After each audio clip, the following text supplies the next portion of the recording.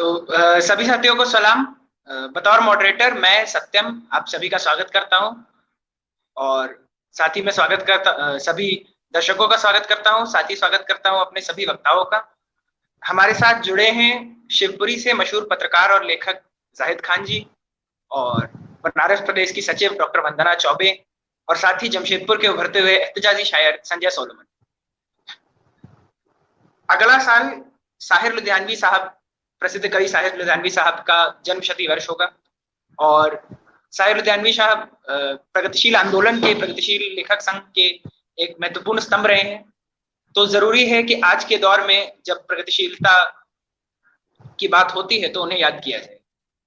साहिर लुधियानवी वैसे तो हमें उन गीतों के लेखक के रूप में याद हैं जिन गीतों को गुनगुनाते हुए हम बड़े हुए हैं, मगर उसके साथ ही साहिर लुधियानवी का जो व्यक्तित्व है या तो साहिर लुधियानवी की जो सृजन कला है वो उन गीतों के बाहर जाके हमें दुनिया को समझना सिखाती है और दुनिया का रूप समझना सिखाती है। साथ ही साहिर लुधियानवी को किसी एक खेमे में बांध देना भी सही नहीं है। वो मोहब्बत के शायर थे, एहतजाज के शायर थे, और साथ ही साथ हयात में जितनी मुश्किलें आती हैं उनको बयान करते हुए शायर थे। तो साहिर लुधियानवी आज के दौर में उनकी चार लाइनें, जिनसे, क्योंकि आज हम एक वैश्विक महामारी के बीच हैं, हम सब अपने अपने घरों में बंद हैं, और साथ ही हम ये देख रहे हैं कि जितने सामाजिक ढांचे बने हुए थे आज तक दुनिया में, वो सारे हमारे आसपास गिर रहे हैं, वो सारे नाकामयाब हो रहे हैं हर किसी तक जरूरी फैसिलिटीज पहुंचाने में।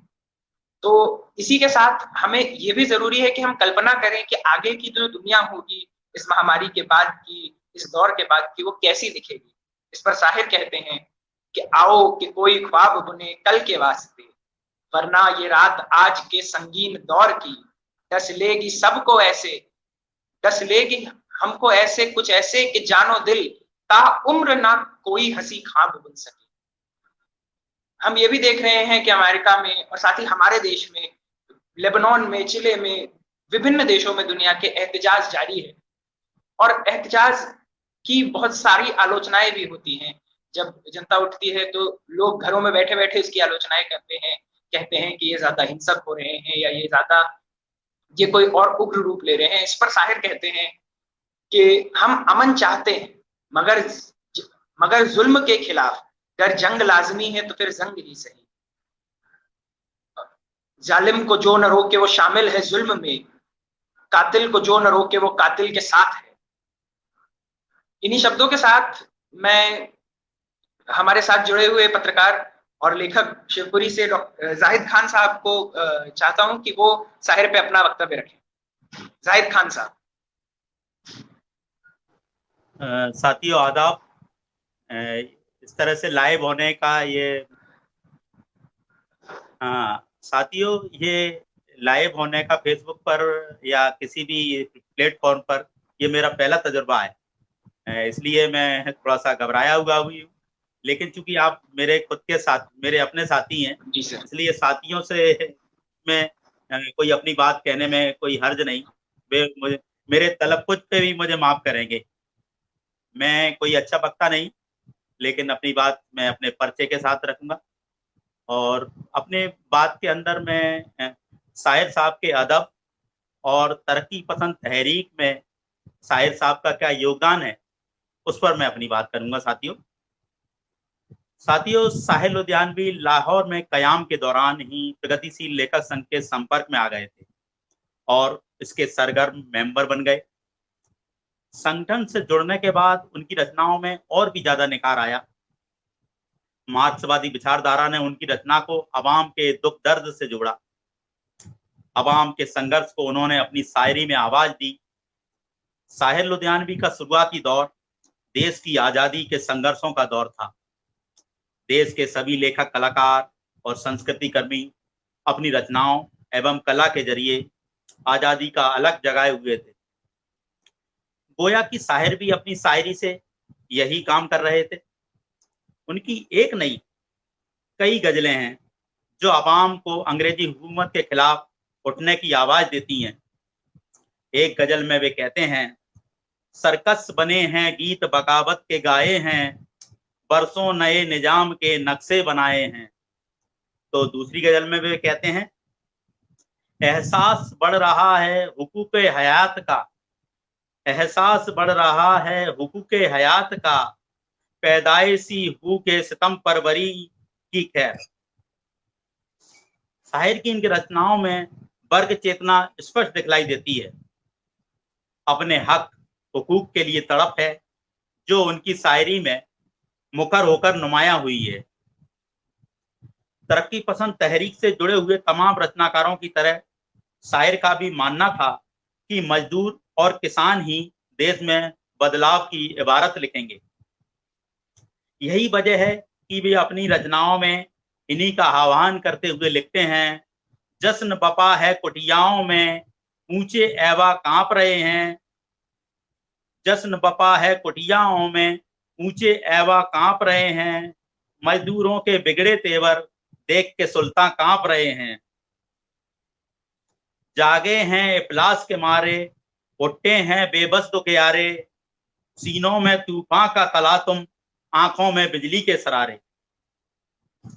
साथियों, शायर लुधियानवी की शुरुआती नज़में यदि देखें तो दीगर इनकलाबी शायरों की तरह उनकी नज़मों में भी ब्रिटिश हुकूमत के खिलाफ एक गुस्सा, एक आग है। शायर की एक नहीं कई ऐसी गजलें हैं, नज़में हैं जो उस वक्त वतन परस्त नौजवानों को आंदोलित करती थी। नौजवान इन नज़मों को गाते हुए गिरफ्तार हो जाते थे। मसलन अपनी मकबूल नज़्म खून फिर खून है में वे कहते हैं, तुमने जिस खून को मक्तल में दबाना चाहा, आज वह कूचा हो बाजार में आ निकला है, कहीं सोला कहीं नारा कहीं पत्थर बनकर, खून चलता है तो रुकता नहीं संगीनों से, सर उठाता है तो दबता नहीं आईनों से, जुल्म की बात ही क्या, जुल्म की औकात ही क्या, जुल्म बस जुल्म है आगाज से अंजाम तलक, खून फिर खून है 100 शक्ल बदल सकता है, ऐसी शक्लें की मिटाओ तो मिटाए ना बने, ऐसे सोले की बुझाओ तो बुझाओ ना बुझाए ना बने, ऐसे नारे की दबाओ तो दबाए ना बने। साथियों, गुलाम हिंदुस्तान में एक तरफ क्रांतिकारी अपनी सशस्त्र गतिविधियों से क्रांति का अलग जगाए हुए थे, तो दूसरी ओर पत्रकार, अफसाना निगार, शायर इन क्रांतिकारी गतिविधियों को वैचारिक धार दे रहे थे, उन्हें खाद पानी मुहैया करा रहे थे। अंग्रेज हुकूमत के लाख दमन और पाबंदियों के बावजूद उन्होंने अपने हथियार नहीं डाले थे। जितनी पाबंदियां लगती उनके लेखन में और भी ज्यादा निखार आता, वे उतने ही ज्यादा मुखर हो जाते। अपने मुल्क के लिए कुछ करने का जज्बा ऐसा था कि वे हर खतरे को उठाने के लिए तैयार रहते थे। फैज अहमद फैज की मशहूर नज्म लब पे पाबंदी तो है कि जमीन पर ही शायर ने भी लिखा, लब पे पाबंदी तो है एहसास पर पहरा तो है, फिर भी अहले दिल को अहवारे बसर कहना तो है, अपनी गैरत बेच डालें अपना मसलक छोड़ दें, रहनुमाओं में भी कुछ लोगों का यह मनसा तो है जिन्हें सबसे ज्यादा दावाए हुब्बे वतन, है जिन्हें सबसे ज्यादा दावाए हुब्बे वतन, आज उनकी वजह से हुब्बे वतन रुस्वा तो है। झूठ क्यों बोलें फरोगे मसलहत, झूठ क्यों बोलें फरोगे मसलहत के नाम पर, जिंदगी प्यारी सही लेकिन हमें मरना तो है, लेकिन हमें मरना तो है। साथियों, आजादी की ये आग अकेले हिंदुस्तान में ही नहीं लगी थी, बल्कि दुनिया में कई मुल्क अपनी गुलामी के खिलाफ साम्राज्यवादी मुल्कों से जंग लड़ रहे थे। लेखक शायर अमन की बात करते हैं लेकिन जुल्म का प्रतिरोध करते हैं। तरक्की पसंद अदीब भी चाहते थे कि मुल्क को आजादी मिले और यहाँ अमन कायम हो, लेकिन वे जुल्म को नहीं स्वीकारते। जुल्म के खिलाफ वे जंग के लिए भी आमादा हो जाते हैं। शायर ने भी अपनी नज्म मगर जुल्म के खिलाफ में क्या खूबतर लिखा है, मुलाहिजा फरमाएं, हम अमन चाहते हैं मगर जुल्म के खिलाफ, हम अमन चाहते हैं मगर जुल्म के खिलाफ, गर जंग लाजमी है तो फिर जंग ही सही। यह जर की जंग है न जमीनों की जंग है, यह जर की जंग है न जमीनों की जंग है, यह जंग है बका के उसूलों के वास्ते। जो खून हमने नजर दिया है जमीन को, जो खून हमने नजर दिया है जमीन को, वह खून है गुलाब के फूलों के वास्ते। फूटेगी सुबह अमन, फूटेगी सुबह अमन, लहू रंग ही सही। यानी अमन के लिए यदि जंग लड़ना भी जरूरी हो तो फिर जंग लड़ो, उससे पीछे ना हटो, क्योंकि उनके मुताबिक जंग के बाद ही सुबह अमन आएगी। बहरहाल लाखों लोगों की कुर्बानियों और संघर्षों के बाद साल 1947 में हमारा मुल्क आजाद हुआ। लेकिन क्रांतिकारियों और तरक्की पसंद अदीबों ने जिस मुल्क का तसव्वुर किया था, आजादी के चंद दिनों बाद ही उनका वह सपना टूटा। संवैधानिक तौर पर भले ही मुल्क लोकतांत्रिक धर्मनिरपेक्ष राष्ट्र हो गया, पर व्यवहारिक तौर पर उसमें कई बुराइयां आ गईं। आर्थिक आजादी और समानता के सवाल अनसुने रह गए। मजहब के नाम पर मुल्क में हिंदू मुस्लिम के बीच लड़ाइयां होने लगी। जाहिर है कि ऐसे हालात में तरक्की पसंद अदीब कहाँ चुप रह जाने वाले थे। सच्चा लेखक, संस्कृति कर्मी चुप बैठ सकता भी नहीं। प्रतिकूल हालत में ही मालूम चलता है कि उसकी पक्षधरता कहाँ है, वे किसके साथ खड़े हैं।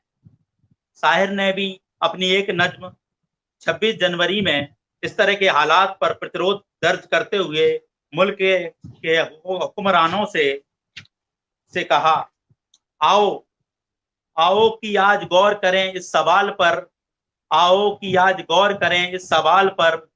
देखे थे हमने जो वह हंसी ख्वाब क्या हुए, देखे थे हमने जो वह हंसी ख्वाब क्या हुए। दौलत बढ़ी तो मुल्क में इफलास क्यों बढ़ा, दौलत बढ़ी तो मुल्क में इफलास क्यों बढ़ा। खुशहाल ये अवाम के असबाब क्या हुए, खुशहाल ये अवाम के असबाब क्या हुए। जमहूरियत नवाज बसर दोस्त अमन खा, खुद को जो खुद दिए थे बे अलकाब क्या हुए। मजहब का रोग आज भी क्यों ला इलाज है, मजहब का रोग आज भी क्यों ला इलाज है। बेनुस्खाए नादिरो नायाब क्या हुए, बेनुस्खाए नादिरो नायाब क्या हुए। साथियों, मुल्क को जो आजादी मिली वह खंडित आजादी मिली। मजहब के नाम पर मुल्क का बंटवारा हो गया। नफरत की बुनियाद पर जो मुल्क बने उसमें आज भी आपस में दुश्मनी कायम है। अवाम लाख चाहे मगर दोनों मुल्कों के चंद सियासतदान नहीं चाहते कि मेल और भाईचारा पैदा हो। इन सियासतदानों ने अपनी सियासत से दोनों मुल्कों के बीच और खाई चौड़ी कर दी है। नफरत और दुश्मनी की इस खाई बढ़ने का ही नतीजा है कि आजादी के बाद भारत और पाकिस्तान के बीच 3 जंग हो चुकी हैं। आजादी से पहले जो शायर जंग के हामी थे, आजादी के बाद उनका नजरिया बदल जाता है। नजरिया बदलने की वजह भी है, वे नहीं चाहते कि भाई भाई आपस में लड़ें। उनकी नजर में जंग किसी मसले का हल नहीं, जंग से सिर्फ तबाही आती है। जंग यदि करना भी है तो गरीबी और उन तमाम समस्याओं के खिलाफ करो जिसने इंसानी जिंदगी को नुकसान पहुंचाया है। साथियों, भारत पाक 1965 की जंग के पस मंजर में साहिर लुधियानवी ने अपनी नज्म ये शरीफ इंसानों में लिखा, आप भी मुलाहिजा फरमाएं। बम घरों पर गिरे की सरहद पर, बम घरों पर गिरे की सरहद पर, रूहे तामीर जख्म खाती है, रूहे तामीर जख्म खाती है। खेत अपने जले की औरों के, खेत अपने जले की औरों के, जीस्त फाकों से तिल मिलाती है। जंग तो खुद ही मसला है एक, जंग तो खुद ही मसला है एक। जंग क्या मसलों का हल देगी, जंग क्या मसलों का हल देगी। आग और खून आज बख्शेगी, आग और खून आज बख्शेगी। भूख और एहतियाज, जंग इफलास और गुलामी से अमन बेहतर निजाम की खातिर, अमन बेहतर निजाम की खातिर जंग भटकी हुई कयादत से, जंग भटकी हुई कयादत से अमन बेबस अवाम की खातिर, अमन बेबस अवाम की खातिर जंग सरमाए के तसल्लुत से, जंग सरमाए के तसल्लुत से अमन जमूर की खुशी के लिए, अमन जमूर की खुशी के लिए जंग जंगों के फलसफे के खिलाफ, जंग जंगों के फलसफे के खिलाफ अमन पुर अमन जिंदगी के लिए। दोस्तों, आजादी के बाद कहने को हमारे मुल्क में हर शोबे में तरक्की हुई, इंसान चांद और मंगल तक जा पहुंचा, लेकिन आजादी के संघर्ष में जो जीवन मूल्य हमने अपनाए थे और आजादी के बाद जिन संवैधानिक मूल्यों पर हमारी जमहूरियत खड़ी है, आहिस्ता आहिस्ता उन मूल्यों का अवमूल्यन हुआ है। गालिब और गांधी के मुल्क में उनकी विचारधारा हाशिए पर जा रही है। गांधी के नाम पर हुकूमतें तमाम ढोंग तो करती हैं, लेकिन उनके आदर्शों पर चलने को तैयार नहीं।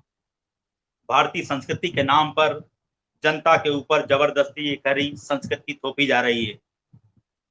शायर लुधियानवी इन प्रवृत्तियों के बरखिलाफ थे।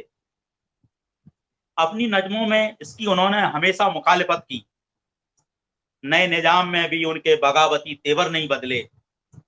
गांधी शताब्दी और गालिब शताब्दी के अंत पर उन्होंने बड़ी ही तल्खी और गुस्से से अपनी नज्म गांधी हो या गालिब हो में लिखा, गांधी हो या गालिब हो खत्म हुआ दोनों का जश्न, गांधी हो या गालिब हो खत्म हुआ दोनों का जश्न, आओ इन्हें अब कर दें दफन, आओ इन्हें अब कर दें दफन, खत्म करो तहजीब की बात, बंद करो कल्चर का शोर, सत्य अहिंसा सब बकवास, तुम भी कातिल हम भी चोर, सत्य अहिंसा सब बकवास, तुम भी कातिल हम भी चोर।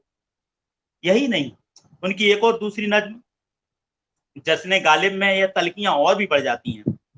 आजाद हिंदुस्तान में उर्दू जवान की बदहाल हालत पर सियासतदानों पर तंज करते हुए वे लिखते हैं, 21 बरस गुजरे आजादी कामिल को, 21 बरस गुजरे आजादी कामिल को, तब जाके कहीं हमको गालिब का ख्याल आया, तब जाके कहीं हमको गालिब का ख्याल आया, तुर्बत है कहाँ उसकी, तुर्बत है कहाँ उसकी,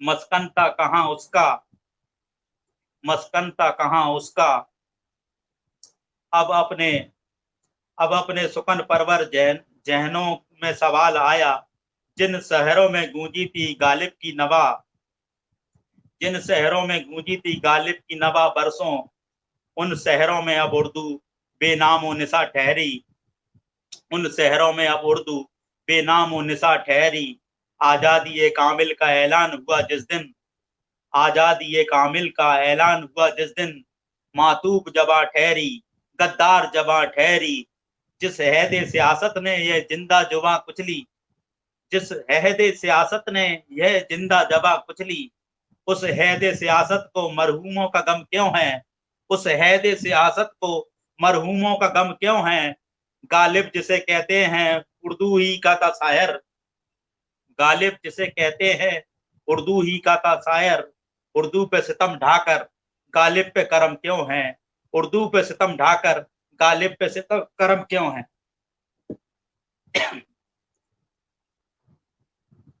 साथियों, मौजूदा दौर बुत परस्ती और बुत कसी का दौर है। सियासी फायदा उठाने के लिए रोज ब रोज नए नए बुत बनाए जा रहे हैं, तो कुछ बुत तोड़े भी जा रहे हैं। त्रिपुरा में वामपंथी सरकार की हार के बाद जिस तरह से लेनिन के बुत ढहाए गए, वह वाकई गंभीर और अफसोसनाक स्थिति थी। लेनिन का गौरवशाली इतिहास जाने बिना उनके बुत तोड़े गए, मानो बुत टूटने से विचारधारा का अंत हो जाएगा। जबकि साथियों, शायर लुधियानवी अकेले ही नहीं, दुनिया के कई लेखक, कलाकार और संस्कृति कर्मी लेनिन की शानदार शख्सियत और विचारधारा से न सिर्फ मुतासिर हुए, बल्कि अपने मुल्कों में भी उन्होंने क्रांति का अलग जगाया। शाहिर ने अपनी मशहूर नज्म लेनिन में रूसी क्रांति के महानायक व्लादिमीर लेनिन की अजमत को बतलाते हुए कहा है, तबकों में बटी दुनिया सदियों से परेशान थी, तबकों में बटी दुनिया सदियों से परेशान थी, गमनाकियां रिश्ती थी आबाद खराबा से, गमनाकियां रिश्ती थी आबाद खराबा से, एक ऐस का लाखों की गुर्बत से पनपता था, एक का लाखों की गुर्बत से पनपता था, मंसूब थी ये हालत कुदरत के हिसाबों से, मंसूब थी ये हालत कुदरत के हिसाबों से, 1 लाख परेशान था, 1 लाख परेशान था, तहजीब हरासा थी, बदकार हुजूरों से, बदनस्ल जनाबों से, अय्यार सियासत ने ढांपा था जरायम को, अय्यार सियासत ने ढांपा था जरायम को, अरबाब कलीसा की हिकमत के नकाबों से, अरबाब कलीसा की हिकमत के नकाबों से, इंसान के मुकद्दर को आजाद किया तूने, इंसान के मुकद्दर को आजाद किया तूने, मजहब के फरेबों से, शाही के अजाबों से। साथियों, आज भले ही शाहिर लुधियानवी हमारे बीच नहीं है, लेकिन उनकी गजलें, नज़में और नगमे मुल्क की फिजा में गूंज गूंज कर इंसानियत और भाईचारे का पाठ पढ़ा रही हैं। ऐसे शानदार शायर, गीतकार कभी मरते नहीं, बल्कि मरकर अमर हो जाते हैं। शाहिर लुधियानवी ने अपनी नज़मों और गीतों में मुल्क और अवाम के लिए जो समाजवादी ख्वाब बुना था, अफसोस वह अब भी पूरा नहीं हुआ है। आज भी वह हमें प्रेरित करता है और आगे भी करता रहेगा। आओ कि कोई ख्वाब बने कल के वास्ते, आओ कि कोई ख्वाब बने कल के वास्ते। शुक्रिया साथियों। धन्यवाद सर। तो अभी हमारे बीच शाहिर के कुछ कामों को और उनके व्यक्तित्व के कुछ पक्षों को रखते हुए सुन के हमें महसूस हुआ कि शाहिर जो थे वो बाकी शायरों की तरह एक जो रूहानी दुनिया है उससे दूर जाके जो बुनियादी मसले हैं, बुनियादी मसलों की बात करते थे, भूख की बात करते थे, बीमारी की बात करते थे, मुफलिसी की बात करते थे। शाहिर का एक और अंदाज ऐसा रहा है कि शाहिर जब उन्हें किसी शायर की बात ठीक नहीं लगती थी तो शाहिर उससे काउंटर करने में कभी शाहिर डरे नहीं और कभी चूके भी नहीं। शायर मशरिक अल्लामा इकबाल एक बहुत बड़े शायर थे, हम भी मानते हैं, शाहिर भी मानते हैं।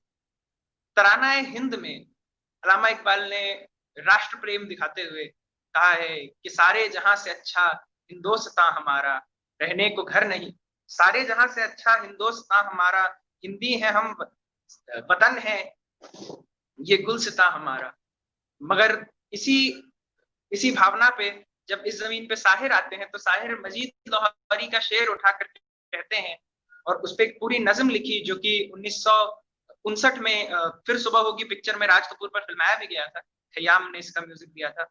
वो गीत है कि चीनो अरब हमारा, हिंदोस्तां हमारा, रहने को घर नहीं है सारा जहां हमारा। वो मुफलिसी की बात करते हैं, इसमें वो आगे सेठों की बात करते हैं। वो कहते हैं कि कैसे लोगों के पास खाने नहीं है मगर फिर भी वो राष्ट्र के झूठे गर्व में जी रहे हैं, जैसा कि हम देख सकते हैं कि आज भी हो रहा है। साथ ही कवि प्रदीप भी शाहिर के साथी के जमाने में थे और उनके कंटेम्प्रेरी रहे। कवि प्रदीप कह के जाते हैं कि देख तेरे संसार की हालत क्या हो गई, भगवान कितना बदल गया इंसान, कितना बदल गया इंसान। इस पर शाहिर कवि प्रदीप को ही काउंटर करते हैं और उन्हें यह चीज याद दिलाते हैं कि या तो वो जनता से कहते हैं यहाँ तक कि देख तेरे भगवान की हालत क्या हो गई इंसान, भगवान अब केवल अमीरों पे मेहरबान है, भगवान अब इस अन्याय को देखकर भी भगवान चुप है, तो देख तेरे भगवान की हालत क्या हो गई इंसान, कितना बदल गया भगवान, कितना बदल गया भगवान। जैसे हमने शाहिर के फिल्मी गीतों की बात की, इस पर अपना पक्ष रखने और अपना वक्तव्य रखने मैं बनारस प्रदेश के सचिव डॉक्टर वंदना चौबे से निवेदन करता हूं कि वो अपना वक्तव्य रखें। डॉक्टर वंदना चौबे। लाल सलाम साथियों, और सत्यम जी, शुक्रिया आपका, आप सभी का शुक्रिया कि आपने ऐसा आयोजन आपने रखा हम सब के बीच, जब हम साहिर को याद करने बैठे हैं। और उन्हीं का एक शेर है, फकीर शहर के तन पे लिबास है, फकीर शहर के तन पे लिबास है, अमीर शहर अमीर शहर के अरमा अभी कहाँ निकले। तो ये जो इस तरह के शेर, तमाम शेर साहिर के हम सबको सुनने को मिलते हैं, गीतों के माध्यम से, नज्मों के माध्यम से, और तमाम और भी माध्यमों से हम सुनते आए हैं। हम बड़े हुए हैं रेडियो सुन सुनकर, साहिर को सुन सुनकर बड़े हुए हैं। तो ऐसी चीजों की कमी नहीं है हमारे पास, जो सीधे सीधे स्पष्ट भाषा में इस देश की और इस समाज व्यवस्था और इस वर्ग विभेद के बारे में हम सुनते आए हैं गीतों के माध्यम से। तो सबसे पहले मैं जो चर्चा करना चाहूंगी साहिर लुधियानवी पर, मैंने उनको कोई अकादमिक तरह से पढ़ा नहीं है। उनकी कुछ तलखियों की कुछ नज़में पढ़ी हैं, परछाइयां की कुछ नज़में पढ़ी हैं जगह जगह, और मुकम्मल तौर पर उनको पढ़ा नहीं है, लेकिन उनको सुनते हुए हम लोग बड़े हुए हैं।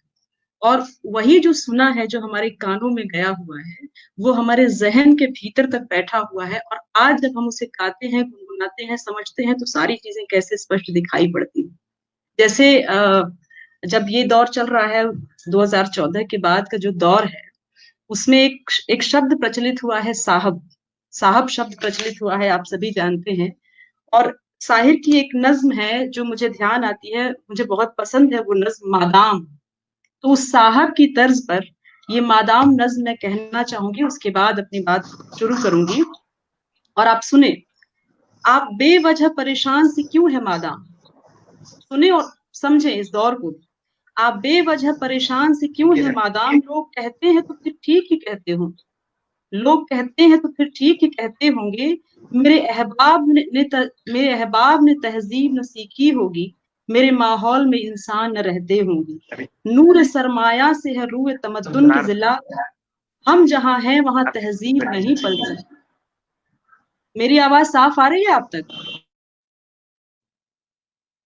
हम जहां हैं वहां तहजीब नहीं पल सकती, मुफलिसी हिस्स से लताफत को मिटा देती है, मुफलिसी हिस्स से लताफत को मिटा देती है। भूख आदाब के सांचों में नहीं ढल सकती, भूख आदाब के सांचों में नहीं ढल सकती। और याद कीजिए, फरियाद की कोई लय नहीं होती। ये भी एक कविता है, फरियाद की कोई लय नहीं होती। जब साहिर कहते हैं मुफलिसी हिस्स से लताफत को मिटा देती है, भूख आदाब के सांचों में नहीं ढल सकती। लोग कहते हैं तो लोगों पे ताज्जुब कैसा, लोग कहते हैं तो लोगों पे ताज्जुब कैसा, सच तो कहते हैं कि नादारों की इज्जत कैसी। लोग कहते हैं मगर आप अभी तक चुप हैं, लोग कहते हैं मगर आप अभी तक चुप हैं। आप भी कहिए गरीबों में शराफत नहीं होती, आप भी कहिए कि गरीबों में शराफत कैसी। नेक मादाम, नेक मादाम, बहुत जल्द वो दौर आएगा जब हमें जीस्त के अदवार परखने होंगे, जब हमें जीस्त के अदवार परखने होंगे। अपनी जिल्लत की कसम, आपकी अजमत की कसम, अपनी जिल्लत की कसम, आपकी अजमत की कसम, हमको ताजीम के मेयार परखने होंगे।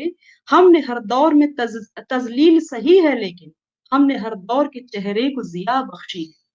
हमने हर दौर में मेहनत के सितम झेले हैं, हमने हर दौर के हाथों को हिना बख्शी है। श्रम की बात है, देखिए आप, हमने हर दौर में मेहनत के सितम झेले हैं, हमने हर दौर के हाथों को हिना बख्शी है। लेकिन इन तल्ख मबाहिस से भला क्या हासिल, लेकिन इन तल्ख मबाहिस से भला क्या हासिल। लोग कहते हैं तो फिर ठीक ही कहते होंगे, मेरे अहबाब ने तहजीब न सीखी होगी, मैं जहां हूं वहां इंसान न रहते होंगे। वजह बेरंग ये गुलजार कहूं या न कहूं, अंतिम अब ध्यान दें, वजह बेरंग ये गुलजार कहूं या न कहूं, कौन है कितना गुनहगार कहूं या न कहूं। तो ये जो मादाम उनकी नज्म है मुझे बहुत पसंद है। ऐसी बहुत सी नज्में हैं जो मुझे पसंद हैं, और नज्मों पर मैं ज्यादा बात नहीं करना चाहती। फिल्मी गानों को सुनकर जो नज्म की तरह ही हम लोग सुनते आए हैं, उस पर ज्यादा बात करना चाहूंगी। एक बात की तरफ आपका ध्यान खींचना चाहूंगी कि यह प्रगतिशील लेखक संघ का वह दौर था जब मखदूम मुहिउद्दीन, मजाज लखनवी, सरदार जाफरी और मजरूह सुल्तानपुरी को आप याद कर लें, साहिर लुधियानवी, ये सब इस तरह से लिख रहे थे कि कार्यकर्ता बन चुके थे। क्या आज के दौर में ऐसे शायर, ऐसे कवि, ऐसे लेखक बॉलीवुड और जनमानस के बीच जो सेतु बनाते हो, क्या हमारे बीच मौजूद है? या अगर मौजूद भी हैं तो कितना साहस हम में है सीधे सीधे बात करने का। साहिर लुधियानवी की नज्मों को आप याद कीजिए, वो सीधे नाम लेकर बात करते हैं। हिंदी साहित्य में भी इसे हो सकता है किसी को ये बात नागवार भी गुजर सकती है, लेकिन मैं ये कहना चाहूंगी कि ये वो दौर था जिस वक्त उर्दू शायरी और हिंदी कविता के बीच भी एक दूरी चल रही थी।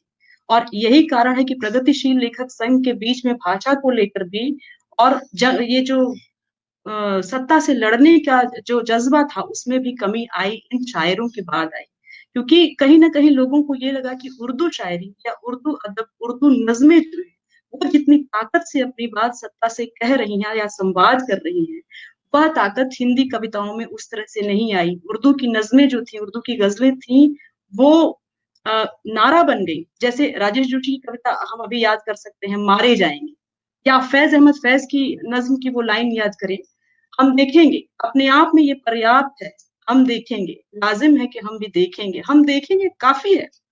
तो इस तरह की जो पंक्तियां थी वो उर्दू में जिस तरह से जितने तल्खी के साथ आ रही थी, जितनी प्रतिक्रिया के साथ आ रही थी, सच्चाई के साथ आ रही थी, हिंदी में भी आ रही थी। लेकिन वो लड़ाई का जो सीधी टकराहट, नागार्जुन वगैरह को छोड़ दे, मुफ्तीबोध को छोड़ दे, पार्टनर तुम्हारी पॉलिटिक्स क्या है, ये चीजें आप अगर सीधे सीधे बात करने की जो बात है छोड़ दें, तो हिंदी में इतनी कम आ रही थी कि हिंदी और उर्दू ही आपस में कहीं ना कहीं नज्मों और कविताओं की भी टकराहट पैदा हुई, जिससे सत्ता से लड़ने में हम थोड़े से कमजोर हुए इन शायरों के बाद।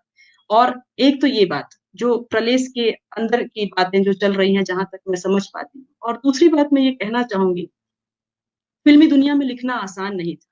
मंटो साहब भी गए और छोड़कर चले आए, प्रेमचंद भी गए छोड़कर चले आए, क्योंकि कहीं ना कहीं फिल्मी दुनिया अपने शर्तों के अनुसार, अपने चरित्रों के अनुसार, व्यवसायिक दुनिया के अनुसार आपको एक सब्जेक्ट देते हैं और उसमें लिखना पड़ता है आपको। तो ये कठिन काम होता है। जैसे अभिनेता जो वो होता है, उससे विपरीत, उसे अलग अलग चरित्र मंचित करने होते हैं, बनना पड़ता है, उन चरित्रों में जाना पड़ता है। तो एक गीतकार के लिए काफी कठिन दौर है कि वो व्यवसायिक सिनेमा में जाकर, वो बिल्कुल जहाँ उद्योग की तरह चीजें चलती हैं, वहां पर जाकर वो अपनी आत्मा को कैसे बचाए।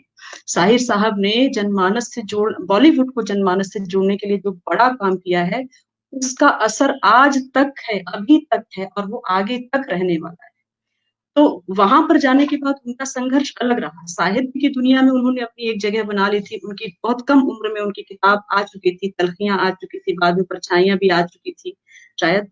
तो वहां का जो संघर्ष था वो बिल्कुल जमीन पर लड़ने वाला संघर्ष था, और वहां की जो मांगे थी, उन मांगों के अनुरूप होते हुए भी साहिर साहब ने अपने गीतों में जो गरिमा, जो दुख और प्रकृति से जो जुड़ाव, या रोमांटिक क्रांति भी, दुख भी, प्रेम भी, प्रकृति भी, जिस तरह से उन्होंने जोड़ा है, वह अद्भुत है। उसका असर आज तक लोगों पर है।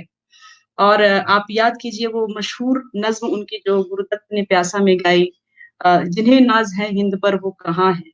मैं सोचती हूँ और लगातार सोचती हूँ कि मुझे कभी ये चीजें नहीं मिलती हैं, कहीं नहीं मिलती हैं, जो कभी राधा की बेटी, जब वो वहां कहते हैं, और एक पंक्ति उसमें आती है कि इन गलियों में अब्बा भी आते हैं और बेटे भी आते हैं, क्या इतनी हिम्मत किसी में है जो ऐसे कह दे। जिन गलियों, ये पूछे ये नीलाम गलियां, जब ये पंक्ति है, और उसके बाद आते आते जिस तरह से वो बातों को रखते हैं कि जितनी चपलता से सीढ़ियों पर, जीनों पर वो पांव जाते हैं, और इन्हीं गलियों में अब्बा मियाँ भी आते हैं और बेटे भी आते हैं, वो बेटी भी हैं, माँ भी हैं, बहन भी, बीवी भी है। इतनी हिम्मत से, इतनी साफगोई से बात करने की ताकत क्या हमारे साहित्य, जो ट्रेडिशनल अदब है हमारा, जो साहित्य है, हिंदी साहित्य, उर्दू साहित्य में यह संभव था। तो साहिर साहब जो उस दुनिया में काम कर रहे थे, उसका असर इस दुनिया पर बहुत विस्तार से पड़ रहा था और बहुत गहरे से पड़ रहा था। दुनिया उसे फिल्म की तरह देख रही है, लेकिन धीमी धीमी गति में साहिर एक समाज बना रहे थे। क्या कितना जरूरी काम रहा होगा। और जब वो कहते हैं, मदद चाहती है ये हव्वा की बेटी, मदद चाहती है ये हव्वा की बेटी, यशोदा की हम जिन्स राधा की बेटी। राधा की बेटी जैसा तो मैंने कहीं नहीं सुना, कभी नहीं सुना। बेटी का मतलब बेटी नहीं, परंपरा।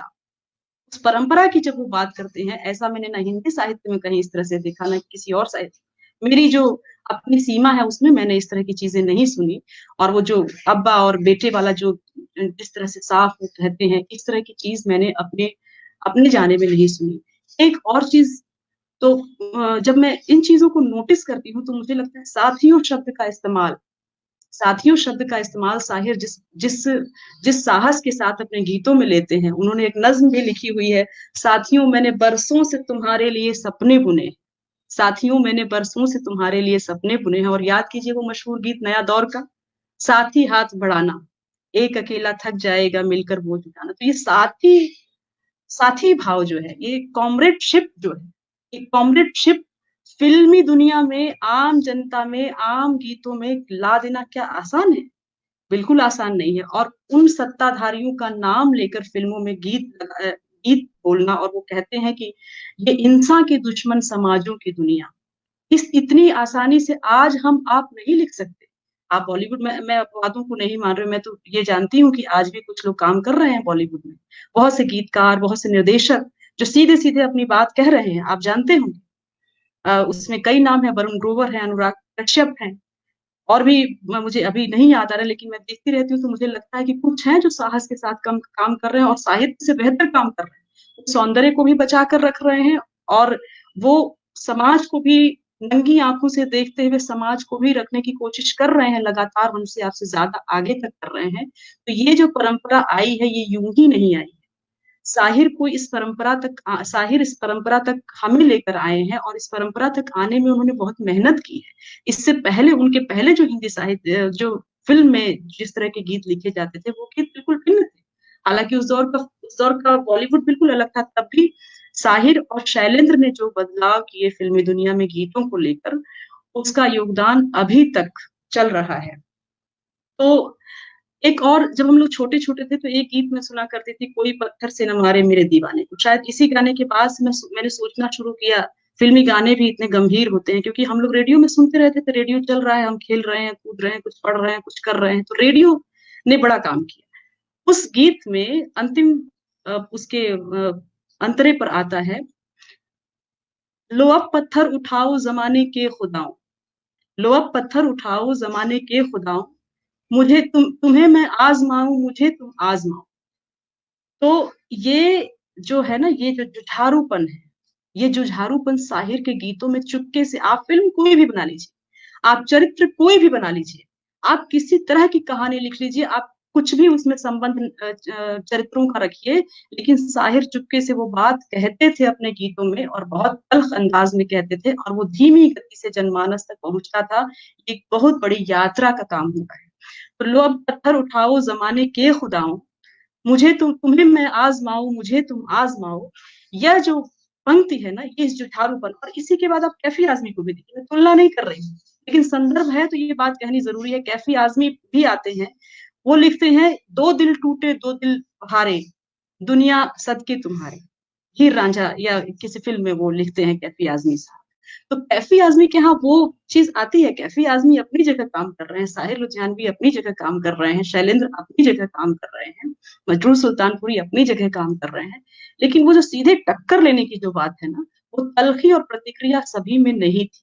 बल्कि मैं यूं कहूंगी कि उस तलखी, जो अभाव, आप जानते हैं साहिर का जीवन कितने तरह के अभावों में गुजरा, और वो अपने, इसको मुझे यहाँ पर बताने की जरूरत नहीं है कि पिता से किस तरह से उनकी दूरियां थी और किस तरह का उनका व्यवहार था, और इसके बाद वो अपनी माँ के साथ पले, एक सिंगल, जिसको हम आज आधुनिक भाषा में कहते हैं सिंगल पेरेंटल की तरह, वो अपनी माँ के साथ पले, माँ के साथ ही रहे। और माँ और बेटे का जो रिश्ता है, इसे भी अगर मनोवैज्ञानिक रूप से समझा जाए तो इस पर बेहतरीन काम हो सकता है।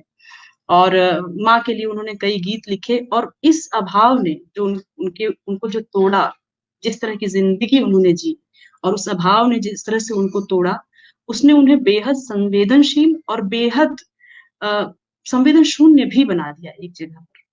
जब वो गीत लिखते हैं, त्रिशूल फिल्म का एक गीत, दो गीत मैं आपको याद दिलाना चाहूंगी। त्रिशूल में एक गीत है, वो देखिए, नायक नायिका का संवाद जब कराते हैं, तो उसमें नायिका का व्यू क्या होता है और नायक का व्यू क्या होता है। साहिर की कुछ जो मुझे व्यक्तिगत तौर पर ठीक नहीं लगी, उन चीजों पर भी मैं बात करूंगी आपसे। पहले वो गीत त्रिशूल का मैं आपको याद दिलाना चाहूंगी, जिसमें वहीदा रहमान है और वो अपने बच्चे को सिंगल पेरेंटल की तरफ पाल रही है, उसके जीवन का जो दुख है अपने छोटे बच्चे के साथ जैसे वो जी रही है, तो तू मेरे साथ रहेगा मुन्ने, और उसमें एक पंक्ति आती है, मैं तुझे रहम के साये में न पलने दूंगी। ये सब गीत हम लोग पहले सुनते थे तो उस वक्त इनका अर्थ नहीं खुला करता था। तो मैं तुझे रहम के साये में न पलने दूंगी, शायद ये गीत साहिर अपनी ही जिंदगी को को देखते हुए लिख रहे थे। उनके बहुत से गीत उनके ही व्यक्तित्व से उभरा उभरा हुआ एक पक्ष था जिसे वो गीतों में ढाल रहे थे। लेकिन बराबर आप एक चीज देखेंगे कि उन्होंने रहम, संवेदनशीलता में बहुत ठोस काम किया है, और इसलिए उनमें पलायन भी दिखाई पड़ता है। पलायन किस तरह का, मैं कहना चाहूंगी कि उनकी एक फरार नाम की नज्म है। फरार का मतलब ही होता है भाग जाना या पलायन करना। तो वो पलायन इस तरह का पलायन नहीं है जो जुझारूपन से भागे, वह पलायन संवेदनशीलता या भावुकता से बचने का, एक नरम नरम सी जो भावुकता होती है। आपको देखिएगी साहिर के गीत बेहद रोमांटिक गीत हैं, उनका विद्रोह भी रोमांटिक है, उनकी क्रांतिकारिता भी रोमांटिक है, लेकिन उस रोमांस में खुद साहिर किस तरह से पलायन करते हैं। उनका गीत, उनकी नज्म की 4 पंक्तियां मैं बताऊंगी आपको, जो कहते हैं, अपने माजी के तसव्वुर से हिरासा हूं मैं, अपने गुजरे हुए अय्याम से नफरत है मुझे, अपने गुजरे हुए अय्याम से नफरत है मुझे। और अंतिम में वो कहते हैं, शौक बेकार सही सही ये गम अंजाम नहीं, वही गेसू वही नजरें वही आरिज वही जिस्म, वही गेसू वही नजरें वही आरिज वही जिस्म, मैं जो चाहूं तो मुझे और भी मिल सकते हैं, वो कमल जिनको अभी उनके लिए खिलना था, उनकी नजरों से बहुत दूर भी खिल सकते हैं। और या मैं अभी आपको इसका संदर्भ बताऊंगी, जब वो गीत लिखते हैं, ये दिल तुम बिन कहीं लगता नहीं, हम क्या करें, और उसमें जो नायक जवाब देता है वो कहता है, दिलों को बोझ लगते हैं कभी जुल्फों के साए भी। तो नायिका जिस तरह से उलझती है नायक से, वार्तालाप जो नायक नायिका का चलता है गीत में, उसमें साहिर हमेशा उन संवेदनाओं से, भावनाओं से भागे हुए दिखाई पड़ते हैं, क्योंकि वो दिखाते हैं कि वो समाज और दुनिया के लिए कुछ लड़ रहे हैं, और प्रेम संबंध में साहिर आते नहीं है उस तरह से, और हमेशा उस क्रांति के उससे भाग निकलते हैं, और एक सहयोगी की तरह, एक साथी की तरह वो स्त्री को लेकर नहीं चलते। त्रिशूल फिल्म का वो गाना है, आपकी महकी हुई जुल्फ को कहते हैं, कुछ है ऐसे ही उसमें पंक्तियां। तो उसपे जो नायिका है उसकी आवाज में जो गीत के बोल हैं, अभी मुझे याद नहीं आ रहा है वो बोल, इसको ऐसी तारीफ को नीयत का खलल कहते हैं।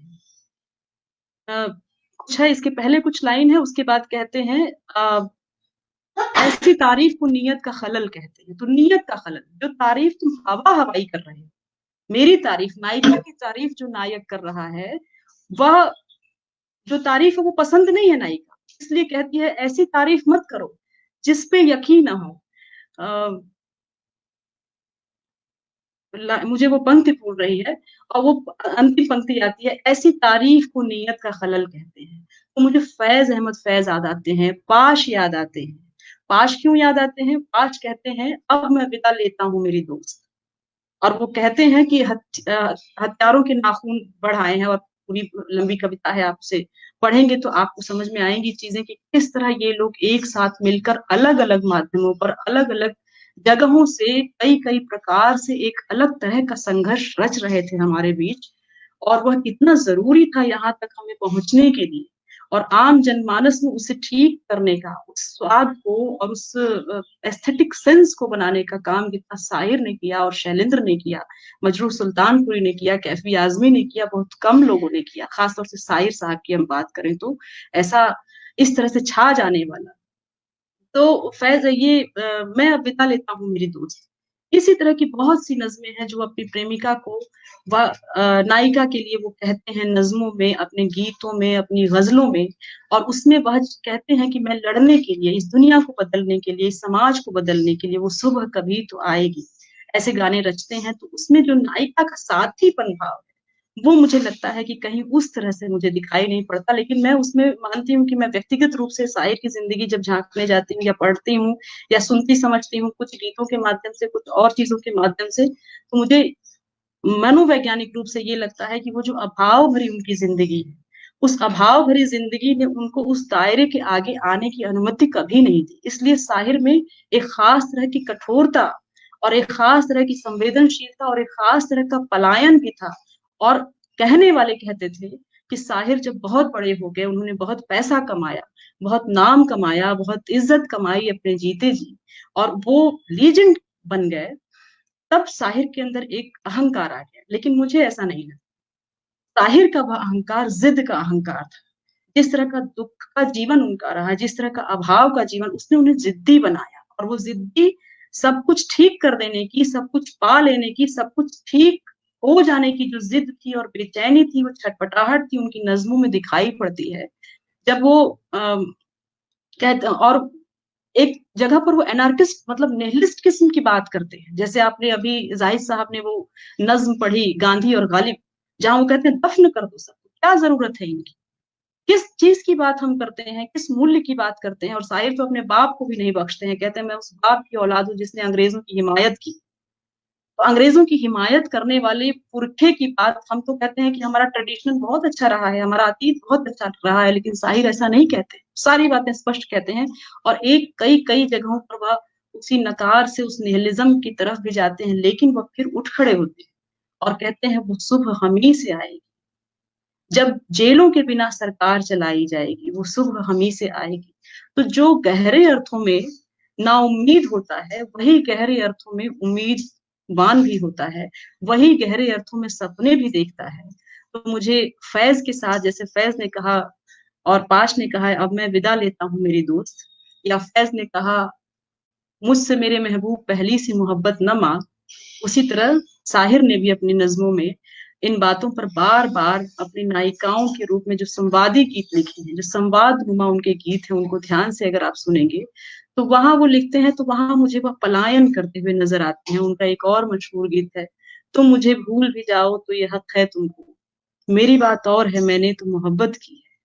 तो वो वहां पर भी इसी तरह, या फिर आप देखें तुझे जमीन पे उतारा गया है मेरे लिए, कभी कभी मेरे दिल में ख्याल आता है, हालांकि जब मैं इस दो तरह से सोचती हूँ कि जैसे तुझको बनाया गया है मेरे लिए, तू अब से सितारों में, अब से पहले सितारों में बस रही थी कहीं, तुझे जमीन पे उतारा गया है मेरे लिए। तो ये तो एक है, लेकिन उसी के बाद जो बार बार एक टेक आता है, कभी कभी मेरे दिल में ख्याल आता है, तो ये स्वप्न है, ऐसा है नहीं। तो कभी कभी जो है ना, उस पूरी वो जो चार पंक्तियों में जो अंतरे हैं, उन अंतरों को कैसे मारता है, सपना पूरा नहीं हो पाना उसको मारता है। तो वहां मुझे साहिर फिर वो पलायन उनका खोखला पलायन नहीं है, वो पलायन उनका डर है और भय। साहिर को लोग जानने वाले ये बात, उनके संस्मरणों में कई लोगों ने बात, उनके लिए संस्मरण जो लिखते रहे हैं, उन लोगों ने ये बात कही है कि इतना जाना माना शायर, वह इतना शर्म से, संकोच से, भय से कभी कभी वह चुप रहा करते थे। तो इस चुप्पी ने, इस बचपन के उस अभाव ने उन्हें जितना चुप्पा बनाया, उतना उन्हें उतना ही अहंकारी बनाया, कई बार अमानवीय तक बनाया, क्रूर तक, कठोर में। वो क्रूर उस अर्थ में आप न लें, उस कठोरता को आप समझने की कोशिश करें जो जीवन के यथार्थ बोध से उपजी हुई, जूझते हुए जो जीवन चलता है, उस जीवन से उपजी हुई जो चीजें हैं, उससे जब आती है, और तब वही आपको वह भी सिखाती है कि जब एक नई दुनिया की बुनियाद उठाई जाएगी। वही साहिर यह भी लिखता है। मैं ऐसा मानती हूँ, साहिर और भी गीतकारों को पढ़ते हुए मुझे ऐसा लगता है कि साहिर को हम एक छोर पे रखें और शैलेंद्र को एक छोर पर रखें। अभी आजकल कबीर पर कितनी बातें हो रही हैं, लगातार कबीर चर्चा में है। तो कबीर को आपने देखा कि तलखी और प्रतिक्रिया इतनी तेज है जिसे हम आप झेल नहीं पा रहे हैं, सहन नहीं कर पा रहे हैं। जो कबीर की तलखी है, उसे सहना और सुनना आसान नहीं है किसी के लिए। तो वो तलखी कैसे आई है? वो तलखी उसी अभाव, उसी दुख, उसी श्रम से आई है, और फिर उसी श्रम से समाज की विषमता को देखते हुए वह तलखी कबीर के विराग में चली जाती है। तो वह विराग साहिर में आता है। लेकिन मेरा अपना मानना है, जितना मैंने पढ़ा समझा है, सुना है उनके गीतों, मैं ऐसा मानती हूँ कि जो गीत, जो लोग कहते हैं वो गीत चरित्रों के लिए लिखे जाते हैं, लेकिन नहीं, चरित्रों के बाद भी, कहानी के प्लॉट के निर्मित जो डायरेक्टर करता है, उसके बाद भी गीतकार अपनी बात वहां रखता है, गीतकार वहां समझ में आता है, गीतकार का व्यक्तित्व समझ में आता है। तो साहिर जब विराग, उस विराग तक पहुंचते हुए नजर नहीं आते। उनकी आक्रामकता, उनका क्रोध, सुंदर समाज का स्वप्न, जो सीधे सीधे कम्युनिज्म को वो सीधे सीधे अपनी कविताओं में लाते हैं। सीधे सीधे कम्युनिज्म की बात, मार्क्सिज्म की बात वो अपनी रचनाओं में लेकर आते हैं, इतनी सरल भाषा में लेकर आते हैं जिसका हम आप अभी उसका विश्लेषण बहुत लंबा हो सकता है और करना चाहिए साहिर पर भी काम। तो इतने साहस के साथ, लेकिन वो विराग जो शैलेंद्र के अंदर मुझे दिखाई पड़ा, ये तुलना नहीं है, इसलिए कोई इसे ऐसा ना समझे कि मैं, चूंकि वो उनके समकालीन रहे, दोनों साथ साथ काम करते रहे, बहुत कम उम्र में, शायद 49 या 40 की उम्र में शैलेंद्र गुजर गए और 60 की उम्र के लगभग साहिर गुजर गए। तो ये 40 साल की उम्र में शैलेंद्र ने जिस विराग को पाया उसके पीछे भी जाने की जरूरत है, और कई बार हम किसी चीज का विश्लेषण बरक्स रखकर ही कर सकते हैं। शैलेंद्र युवा पीढ़ी में उस तरह से लोकप्रिय नहीं हुए, हालांकि वो बहुत बड़े और लोकप्रिय गीतकार माने जाते हैं, लेकिन उन ये पीढ़ी, जो हमारी पीढ़ी है या हमसे पहले की जो पीढ़ी है, वह शैलेंद्र को फॉलो, क्योंकि शैलेंद्र अकेला पड़ा हुआ गीतकार है और साहिर में एक सम्मोहन है, आकर्षण है, लड़ जाने की जो ताकत है। तो साहिर थे, उन्होंने वो जीवन देखा, उस जीवन के माध्यम से जो गीत रचे वो बिल्कुल सच्चे अर्थों में फूट पड़े। अभी की पीढ़ी साहिर से जितना सम्मोहित होती है, जितना आकर्षित होती है, उतना साहिर को समझती नहीं है, इसलिए साहिर उनके लिए आसान से है। जैसे साहिर अपनी नायिकाओं के लिए लिखते हैं, वैसा ही आज के गीतों में या आज की कविताओं में साहिर का असर दिखाई पड़ता है। कैफी आजमी का वो गीत ले लीजिए, जाने क्या ढूंढती रहती हैं ये आंखें मुझ में, राह के ढेर पे शोला है न, राह के ढेर में शोला है न चिंगारी। तो उसमें जो नायक हमेशा जो भागता है, और किस नाम पर भागता है, समाज को बनाने के नाम पर भागता है, वह पलायन साहिर का बिल्कुल दूसरे दर्जे का था। हम जो उससे सीखते हुए कर रहे हैं वह हम उस दर्जे पर नहीं पहुंचे हैं, इसलिए यह पलायन सुविधा भोगी पलायन हो रहा है। या अभी के दौर में जो कविताएं खासतौर से जो लिखी जा रही हैं, जो गीत लिखे जा रहे हैं, उनमें साहिर का ये असर जो है ना, यह उस तरह से नहीं आया है और वो सम्मोहन की दृष्टि से आ रहा है, क्योंकि साहिर युवा पीढ़ी को बहुत ज्यादा प्रभावित करते हैं। साहिर का जो प्रेम त्रिकोण जो कहा जाता है, इमरोज और अमृता प्रीतम और साहिर लुधियानवी को लेकर के, इससे लोग इतने ज्यादा प्रभावित हैं, इतने सम्मोहन में लोग रहते हैं कि उस सम्मोहन में जाकर वो उसी तरह की चीजें रच रहे हैं और उसी पर बहस कर रहे हैं। वो जो पिछला उसकी जो खुरदरी जमीन है, उस पर खड़े होकर साहिर के बारे में बात करना बहुत कठिन हो जाता है। और उस एक जो फाक बनता है साहिर और शैलेंद्र में, वो जो अंतराल है, उस अंतराल को शैलेंद्र पूरा करते हैं। तो शैलेंद्र के यहाँ बहुत बाद में पता चला कि शैलेंद्र इस संप्रदाय से आते हैं। बहुत बाद में पता चला कि शैलेंद्र की एक किताब लिख रहे थे जिसका नाम था भीतर की आग या अंदर की आग, ऐसी कुछ किताब उनकी आई थी। तो वो अंदर की आग जो सुलगती रही, वह साहिर के शब्दों की तरह शैलेंद्र में नहीं उठी। शैलेंद्र उस विराग, शैलेंद्र जो बात कह रहे थे, वो समाज उससे संवाद नहीं कर रहा था ठीक ठीक, इसलिए राज कपूर ने उनको पकड़ा हुआ। राज कपूर उस बात को बताते हैं, उस विवशता को, विषमता की उस विवशता को राज कपूर की फिल्मों में आप देख सकते हैं। विवशता की विषमता आपको साहिर के यहाँ भी मिलेगी, लेकिन वो आकर्षक है, रोमांटिक क्रांतिकारिता है, एक रोमांस है, एक परिकल्पना है, एक कल्पना है कि सब कुछ बेहतर हो जाएगा, हम लड़ेंगे। ये शैलेंद्र में भी है, लेकिन शैलेंद्र भीतर भीतर बिल्कुल अकेला पड़ता हुआ एक गीतकार है, और वह उतना लोकप्रिय ढंग से अपने गीतों को नहीं लिख पाता है। इसलिए शैलेंद्र को युवा पीढ़ी उस तरह से नहीं समझती है, ना शैलेंद्र के उतने किस्से हैं। जबकि शैलेंद्र अपने आप में विराग की स्थिति में, वैराग्य की स्थिति में, वो आध्यात्मिक और वैदिक वैराग्य वगैरह की बात मैं नहीं कर रही हूँ, वह अकेला पड़ जाने वाला, आकर्षक न लगने वाला, उस तरह का जो उनका दुख है, उस दुख तक कबीर का पूरा व्यक्तित्व मुझे दिखाई देता है, जो तलखी से लेकर वैराग्य तक। तो साहिर लुधियानवी की जो प्रतिक्रिया है, तलखी है, वह इतनी साफ और सच्ची और इतनी सीधे सीधे बात करने वाली है, वह शैलेंद्र के यहाँ जाकर पूरी हो जाती है, शैलेंद्र के गीतों तक जाकर वह पूरी हो जाती है। तो मुझे और भी कुछ साहिर पर एक और बात मुझे कहनी थी। जो उनकी एक और नज्म है जिसमें वो बार बार वर्ग विभेद मैं सीखती हूँ और समझती हूँ, तो मुझे लगता है कि जिन सिद्धांतों को हम लोगों ने किताबों में पढ़ा है, उसे इतने गहराई से और इतने गरिमापूर्ण ढंग से कैसे नज्मों में डाला जा सकता है और लोगों के बीच उसे बैठाया जा सकता है। और देखिए, दो बूंदे करके एक कविता है उनकी, नज्म है एक तरह से। उस नज्म में एक बूंद कहाँ गिरती है तो क्या बन जाती है, दूसरी बूंद कहीं और गिरती है तो क्या बन जाती है। यह पूरा वर्ग विभेद आप धूमिल को याद कीजिए। जब धूमिल कहते हैं कि उनकी माँ का चेहरा और प्रेमिका का चेहरा जब वो एक करते हैं अपनी कविता में, मशहूर कविता में, तो धूमिल याद आते हैं कि वह वर्ग विभेद को जैसे धूमिल कर रहे हैं, जैसे मुक्ति बोध कर रहे हैं, जैसे बहुत सारे और उर्दू अदब में लिखने वाले लोग कर रहे हैं, मजाज कर रहे हैं। मजाज को देखिए, वो कितने सीधे संवाद करते हैं इस समाज से। तो वो वही चीज फिल्मों में साहिर कितने आसान ढंग से करते हैं, और यह पूरी पीढ़ी जिन गीतों को गुनगुनाती है वह कैसे उनके जहन में बैठे हुए हैं। एक और गीत, और मैं जल्दी ही अपनी बात खत्म करूंगी, और वो जो गीत है जो मुझे पसंद है, तुम चली जाओगी परछाइयां रह जाएंगी। तो परछाइयां रह जाएंगी, इस पूरे गीत को आप देखेंगे, शगुन फिल्म का गाना है। पहले R.D. बर्मन जी के साथ इनका एक एका था साहिर लुधियानवी का, और बाद में खयाम के साथ जब वो गीत और गीतकार मिलकर काम करते हैं, गीतकार और संगीतकार मिलकर काम करते हैं, तो उसके बाद जो गीत बने हैं, ये गीत खासतौर से मुझे इसलिए पसंद आता है क्योंकि पहली बार, शायद या तो उस समय का सुनने का प्रभाव होगा, तुम चली जाओगी परछाइयां रह जाएंगी, ये जो गीत है, पूरा गीत मैं गाऊंगी तो शायद मुझे याद आ जाएगा, लेकिन मैं अभी उसके बोल नहीं बोल पा रही हूँ। उसमें जैसे हम लोग शुरू में जब हम गीत पर काम करते हैं या कविता लिखते हैं या पढ़ते हैं, समझते हैं, तो मनुष्य को प्रकृति में भेज दिया जाता है।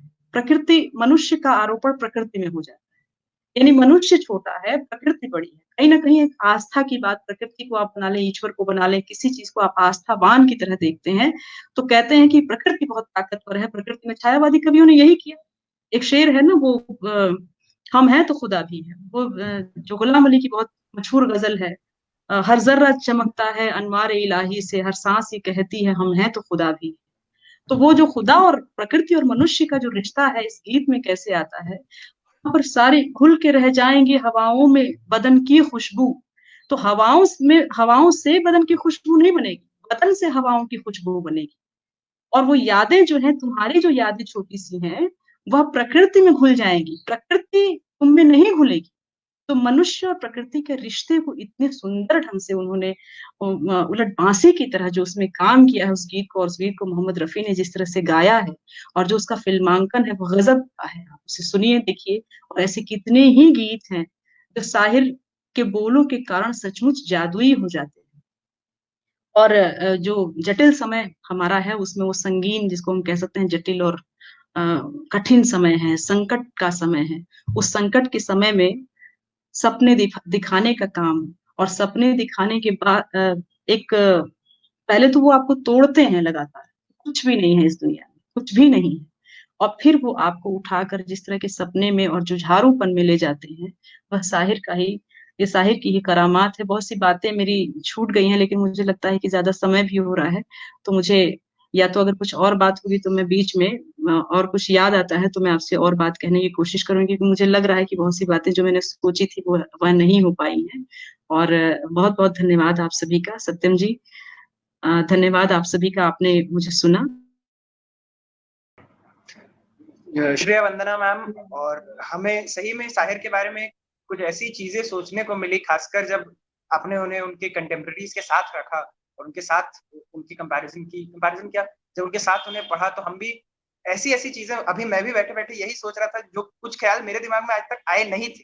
साहिर की जो नज्म हम भी पढ़ चुके हैं, हम भी सुन चुके हैं, मगर जो जिस गहराई तक हम नहीं पहुंचे थे, उस गहराई तक पहुंचाने के लिए आपका शुक्रिया। साहिर के बारे में कुछ बातें आपने, जब मेरी बीच में थोड़ी टेक्निकल डिफिकल्टीज हो गई थी तो मुझे सुनने में नहीं आ रहा था, मगर जब आपने नायिका वाला पक्ष रखा, वही मेरे दिमाग में हमेशा यही आता है कि साहिर हमें जिस तरह से, युवा वर्ग कह सकते हैं या तो हमारे जनरेशन को, हर जनरेशन को साहिर जिस तरह का प्रेम सिखाते हैं, जिस तरह मजाज ने सिखाया, कैफी ने सिखाया। साहिर की एक बहुत अच्छी कविता है नूरजहां की मजार पर, उसके आखिरी बंद में साहिर जिस तरह से प्रेम को बयां करते हैं कि तू मेरी जहां मुझे हैरत और हसरत से न देख, हम में तुम में कोई भी जहां नूर और जहांगीर नहीं, तू मुझे कभी भी छोड़ के ठुकरा के जा सकती है, तेरे हाथों में मेरे हाथ हैं जंजीर नहीं। जैसा कैफी, अगर इसको हम पैरेलली रख के देखें तो कैफी औरत में एक शेर कहते हैं, औरत नज्म में कैफी के मिसरे हैं कि कैद बन जाए मोहब्बत तो मोहब्बत से निकल। ये जो एक फ्री तरीका है प्यार करने का, और ये जो प्यार की सामाजिक जो बंधने हैं उनको तोड़ के, यहाँ तक कि जब सरल बातें भी रखते हैं, जब शाहिर कहते हैं कि एक बहुत अच्छा गीत है, तू हिंदू बनेगा न मुसलमान बनेगा, वो बाप अपने बच्चे को खिलाते हुए वो उसे जिंदगी की सीख दे रहा है, और उसमें भी शाहिर ने उसमें भी क्रांतिकारिता एक बहुत ही सरल ढंग से हमारे समक्ष रखी है। उस गीत की अगर आप केवल कुछ लाइनों पे गौर करें, तू हिंदू बनेगा ना मुसलमान बनेगा, इंसान की औलाद है इंसान बनेगा, जो तोड़े हर एक बंद वो तूफान बनेगा, इंसान की औलाद है इंसान बनेगा। और वो उनके बारे में कहते हैं जो लूटते हैं, जो एक्सप्लॉइटर्स हैं, जो जालिम हैं, उनको रेफरेंस पर रखते हुए आखिरी बंद में ये भी कहते हैं कि तू उनके लिए मौत का ऐलान बनेगा, इंसान की औलाद इंसान बनेगा। तो जी मैम, यह जूझ जो है ना उनकी हर रचना में आपको दिखाई देती है। एक और उनकी नज्म है, और मैंने ये बात कहना भूल गई, अभी लगातार मैं इन बातों पर सोच रही हूँ कि जो श्रम है ना, श्रम पर शाहिर के यहाँ जितनी तरह से, जितनी तरीकों से बातें आई है ना, वह बस पढ़ने लायक है। श्रम यानी बिल्कुल नीचे का श्रम, बिल्कुल हाथ का श्रम, शरीर का श्रम, जो मेहनत कशों का होता है, जिसमें एक जगह अपनी नज्म में वो कहते हैं कि मैं जहां भी गया मुझे अपनी मेहनत का मोल न मिला, और तन पर मन भारी है, तन नहीं ये नहीं है, तन का दुख मन पर भारी है, तन का दुख मन पर भारी है। तो तन का दुख जो है ना, ये शरीर जिसे हमने श्रम जो है, जो मेहनत कशों का श्रम है, जो बिल्कुल हाथ से काम करते हैं, जिनके पास विकल्प नहीं है, उस विकल्प वह जो श्रम है, उस श्रम को जब हमने कमतर किया है ना, उस कमतरी के कारण जो भावनाएं टूटी हैं लोगों की, मन जो टूटा है, वह मेहनत कशों का मन टूटने की जो बात है, वो शाहिर में जिस तरह से आई है, वह किसी में नहीं आई है। वह कबीर में मुझे दिखाई पड़ती है, और कहीं होगी तो मुझे इस समय ध्यान नहीं है, लेकिन जितनी आसानी से, जितनी सरलता से, तन का दुख मन पर भारी है वह। और आप फैशन में आप काम करें, अलग बात है, फैशन में काम, कुछ लोग संघर्ष भी फैशन में करते हैं। एक फिल्म आई थी रॉकस्टार, जिसमें वह संघर्ष करता है और कहता है कि मेरे पास कोई दुख नहीं है, मैं कैसे लिखूं, क्योंकि उसे पता है, उसे ये मालूम है कि जब तक दुख तकलीफ नहीं होती तब तक आप लिख नहीं सकते। तो जब आप प्लान्ड वे में लिखते हैं कोई चीज, और प्लान्ड वे में आप श्रम करते हैं, प्लान्ड वे में आपको कोई प्लानिंग करके आप संघर्ष करते हैं, उस संघर्ष की बात नहीं है यहाँ पर, उस संघर्ष और श्रम की बात है, उस शरीर के श्रम की बात है, जिसको आपको करना ही है, जो आपको जो इस व्यवस्था ने जिसके लिए आपको अभिशप्त कर रखा है, उस श्रम के लिए लगातार शाहिर के गीतों में और शाहिर की नज्मों में मुठभेड़ है और जबरदस्त संघर्ष है। उस श्रम को शाहिर के यहाँ से हम पकड़कर बहुत बड़ी बात कर सकते हैं। और ये बात एक छूट रही थी, और भी छूटी होंगी तो ठीक है, अब हम आगे बढ़ते हैं। और ठीक है, धन्यवाद सत्यम जी। धन्यवाद मैम। और मैम एक और बात जो मैंने शाहिर के बारे में ऑब्जर्व की, कि शाहिर जो है, जैसा पहले मैंने कहा कि पहले सबने कहा है कि बुनियादी समस्याओं पे बात करते थे, और साथ ही साथ शाहिर जो है वो इमरोज के जैसे हालात होते थे, जैसे उनके दौर के हालात थे, वैसे ही हालातों को अपने पिक्चर के गीत में भी समझ रखते थे। अभी हम अगर न्यूज पढ़ रहे हैं तो अभी एक खबर आई थी कि किसी दलित के प्रेम प्रसंग में, क्योंकि उसने किसी उच्च जाति की महिला से शादी प्रेम करने की जुर्रत की, उसको मार दिया जाता है। और अभी किसी को मंदिर में घुसने के लिए मार दिया जाता है। अभी कुछ ही महीने गुजरे इस बात को कि हमारे देश की राजधानी लहूलुहान थी उसकी सड़कें। और उस दौर में जब वो हो रहा था, जब फरवरी में जब दिल्ली से खबरें आ रही थी, मैं बार बार शाहिर का एक गीत सुन रहा था, मेरे दिमाग में हर बार यही बात आ रही थी, ए रहबरे मुल्को कौम बता, आंखें तो उठा नजरें तो मिला, ये हम भी सुने हमको भी बता, ये किसका लहू है कौन मरा।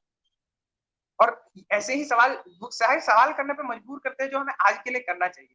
खैर मैं ज्यादा नहीं बोलूंगा। और वैसे ही सवाल करते हुए एहतिजाजों में मिले मुझे शायर, एहतिजाजी शायर हैं हमारे साथ संजय सोलोमन जी। मैं संजय सोलोमन जी को अब आमंत्रित करना चाहूंगा अपना वक्तव्य रखने के लिए। हमारे साथ मौजूद वंदना मैम, जाहिद सर, सत्यम, और जितने भी सामीन हमें सुन रहे हैं, लाइव सुन रहे हैं या बाद में सुनेंगे, सभी को नमस्कार, आदाब। मैं एक इतना सा शायर हूँ, और अभी लिखना शुरू किया है कुछ सालों से। और बाकी की जो उपाधि है कि मैं किस तरह लिखता हूँ, क्या लिखता हूँ, ये तो हम लोग खुद अपने आप को नहीं उपाधि देते हैं, ये तो लोग उपाधि देते हैं जो सुनते हैं आपको। और तो मैं बस एक अदना सा शायर हूँ, और मेरे शायर बनने के सफर में जो सबसे अहम हाथ है वो है साहिर का। तो आज मुझे बहुत खुशी है कि मुझे प्रोग्रेसिव राइटर एसोसिएशन घाटशिला की तरफ से ये मौका मिला है कि मैं अपनी बात रख सकूं। मैम ने, सर ने बहुत सी बातें रखी जो इल्म मुझे नहीं था और जानने को मिला। और मैं जो सबसे पहले ये कहना चाहता हूँ कि आज हम लोग कह रहे हैं कि साहिर के नज़्मों की ज़रूरत है, प्रोग्रेसिव मूवमेंट में साहिर की ज़रूरत है। तो ये सबसे पहले हमारे लिए ना एक बहुत दुखद बात है कि आज हमें साहिर के जाने के 40 साल बाद भी आज हमें उसकी ज़रूरत है। मतलब कि वो जो समय, वो जो तकलीफ़ें, वो परेशानियाँ, वो जो समाज में खामियाँ उस वक़्त थी, वो आज भी है। इसी वजह से हमें उनकी आज भी ज़रूरत है। तो ये बहुत दुखद बात है, लेकिन इस हकीकत को मद्देनज़र रखते हुए हम बात को आगे बढ़ाते हैं। तो बाकी सारी बातें हो गई है और मैं एक साहिर कैसे बना, इस पे मैं थोड़ी बात करना चाहता हूँ। और साहिर कि किन हालातों से गुजर कर वो साहिर बने हैं, क्या हालात थी जिन्होंने उनको मजबूर किया कि इस तरह के प्रोग्रेसिव नज़्म लिखें और अपने गीतों और अपने नगमों के ज़रिए लोगों तक उसको पहुँचाएँ। तो सबसे पहले जो तल्खियाँ थी ना, वो बचपन से उनके साथ होते आई थी। बचपन के दौर से वो इन तल्खियों को अपनी ज़िंदगी में महसूस कर रहे थे। जैसे कि सबसे पहले जब उनका जन्म हुआ, उनकी माँ सरदार खान और सरदार बेगम और उनके साथ में मतलब उनके पिताजी जो थे फ़ज़ल मोहम्मद जी जो थे, वो जब उनका जन्म हुआ तो उनको वो प्यार उनके पिताजी से नहीं मिला, जो कि मिलना चाहिए था। उनके माँ ने उनको पाला। 9 साल की उम्र में करीबन उनकी माँ ने डाइवोर्स ले लिया था उनसे और जब 13 साल की उम्र में कोर्ट में उनकी पेशी हुई, तो साहिर ने अपने माँ के पक्ष में मत दिया। और इसको ध्यान में रखते हुए, क्योंकि फ़ज़ल मोहम्मद का एक ही बेटा था, तो सारी मतलब कि अपने आगे जनरेशन की ज़िम्मेदारी उन पर थी। तो इसको ध्यान में रखते हुए और इनसे गुस्सा कर जो उनके पिताजी हैं, उनके वालिद हैं, उन्होंने गोली चलवा दी। तो उसके बाद फिर उनकी माँ ने अपनी चूड़ियाँ बेचकर अपने जो बेटे के लिए गार्ड तैनात करवाए। उसके बाद फिर वो इन सब चीज़ों को देखते हुए अपनी माँ के साथ लाहौर चले गए। लाहौर में फिर वो बसे और वहीं पे उन्होंने अपनी जो किताब है तल्खियाँ, वो पब्लिश करवाई। और तल्खियों के साथ एक मामला ये भी है कि बहुत से लोग जो है वो तल्खियों की कुछ कविताओं को सुधा मल्होत्रा और बाकी सबके साथ में जोड़कर देखते हैं। दरअसल सुधा मल्होत्रा का कनेक्शन उनके साथ में बहुत बाद में हुआ और बाकी जिनके साथ भी वो कनेक्शन जोड़ते हैं। उनका जो किताब है तल्खियाँ, वो 1945 में आ चुकी थी। तो ये किताब जो है वो बहुत पहले आ गई थी और उसमें जो नज़्म है वो बहुत पहले की है, तो उनके साथ में उनका कोई कनेक्शन नहीं था। उसके बाद जब लाहौर से पार्टीशन हुआ, तो पार्टीशन के बाद में साहिर ने पार्टीशन को एक्सेप्ट नहीं किया और बहुत सारे प्रेस के साथ वो जुड़े रहे और अपना बगावती अंदाज़ पेश करते रहे, उसमें लिखते रहे। लेकिन वहाँ की जो हुकूमत थी, उनको ये बात पसंद नहीं आई, नागवार ठहरी, तो उन्होंने इनके ऊपर मुकदमे ठोक दिए। अब जब वहाँ के लोग, यहाँ के जो मुस्लिम थे वो पाकिस्तान जा रहे थे और जो पाकिस्तान के पंजाबी और हिंदूस थे वो वापस भारत आ रहे थे। तो ऐसे दौर में एक मुस्लिम जो पाकिस्तान में ऑलरेडी था, वो वहाँ से निकल कर के आता है हिंदुस्तान। लेकिन उनकी माँ के साथ जितने भी उन्होंने देखा कि उसकी माँ ने उनके लिए कितनी तकलीफ़ें उठाई है, उसके बाद फिर वो अपनी माँ को वापस लेने के लिए पाकिस्तान जाता है और उसकी माँ को वापस लेकर के आता है। तो ज़िंदगी में उन्होंने बहुत सी तकलीफ़ें देखी है, बहुत सी तल्ख़ियों का सामना उनको करना पड़ा था और यही वजह थी कि जब उन्होंने अपनी पहली किताब लिखी और उसमें जिस तरह की कविताएँ थी, सब ज़माने की तल्ख़ को दर्शाता है और उन्होंने अपना किताब का उन्वान भी रख दिया था, नाम भी रख दिया था तल्ख़ियाँ। लेकिन जब वो उस दौर में थे, लाहौर में थे, तो एक शायर की हैसियत से जाना जाना चाहिए था उनको, क्योंकि वो नज़्म लिख रहे थे। लेकिन दिक्कत ये थी कि उनको सिर्फ़ उनकी एक नज़्म की वजह से, एक जो उनकी नज़्म थी परछाइयाँ, उसके वजह से ही उनको सिर्फ़ पहचाना जाता था। उनको कई जगहों पर उस नज़्म को पढ़ने के लिए ही बुलाया जाता था। और साहिर के एक बचपन का दोस्त है, वो कहते हैं कि उनका जो सपना था, वो कभी एक शायर बनने का नहीं था। वो हमेशा से चाहते थे, उनकी फ़िल्मों में बहुत रुचि थी। वो फ़िल्मों के पोस्टर अपनी डायरीज़ में लगा कर के घूमते थे और उनका हमेशा सपना था कि एक बेहतरीन नगमा निगार बने मुंबई जाकर। तो फिर वो आए वापस, वहाँ से निकले और दिल्ली आए।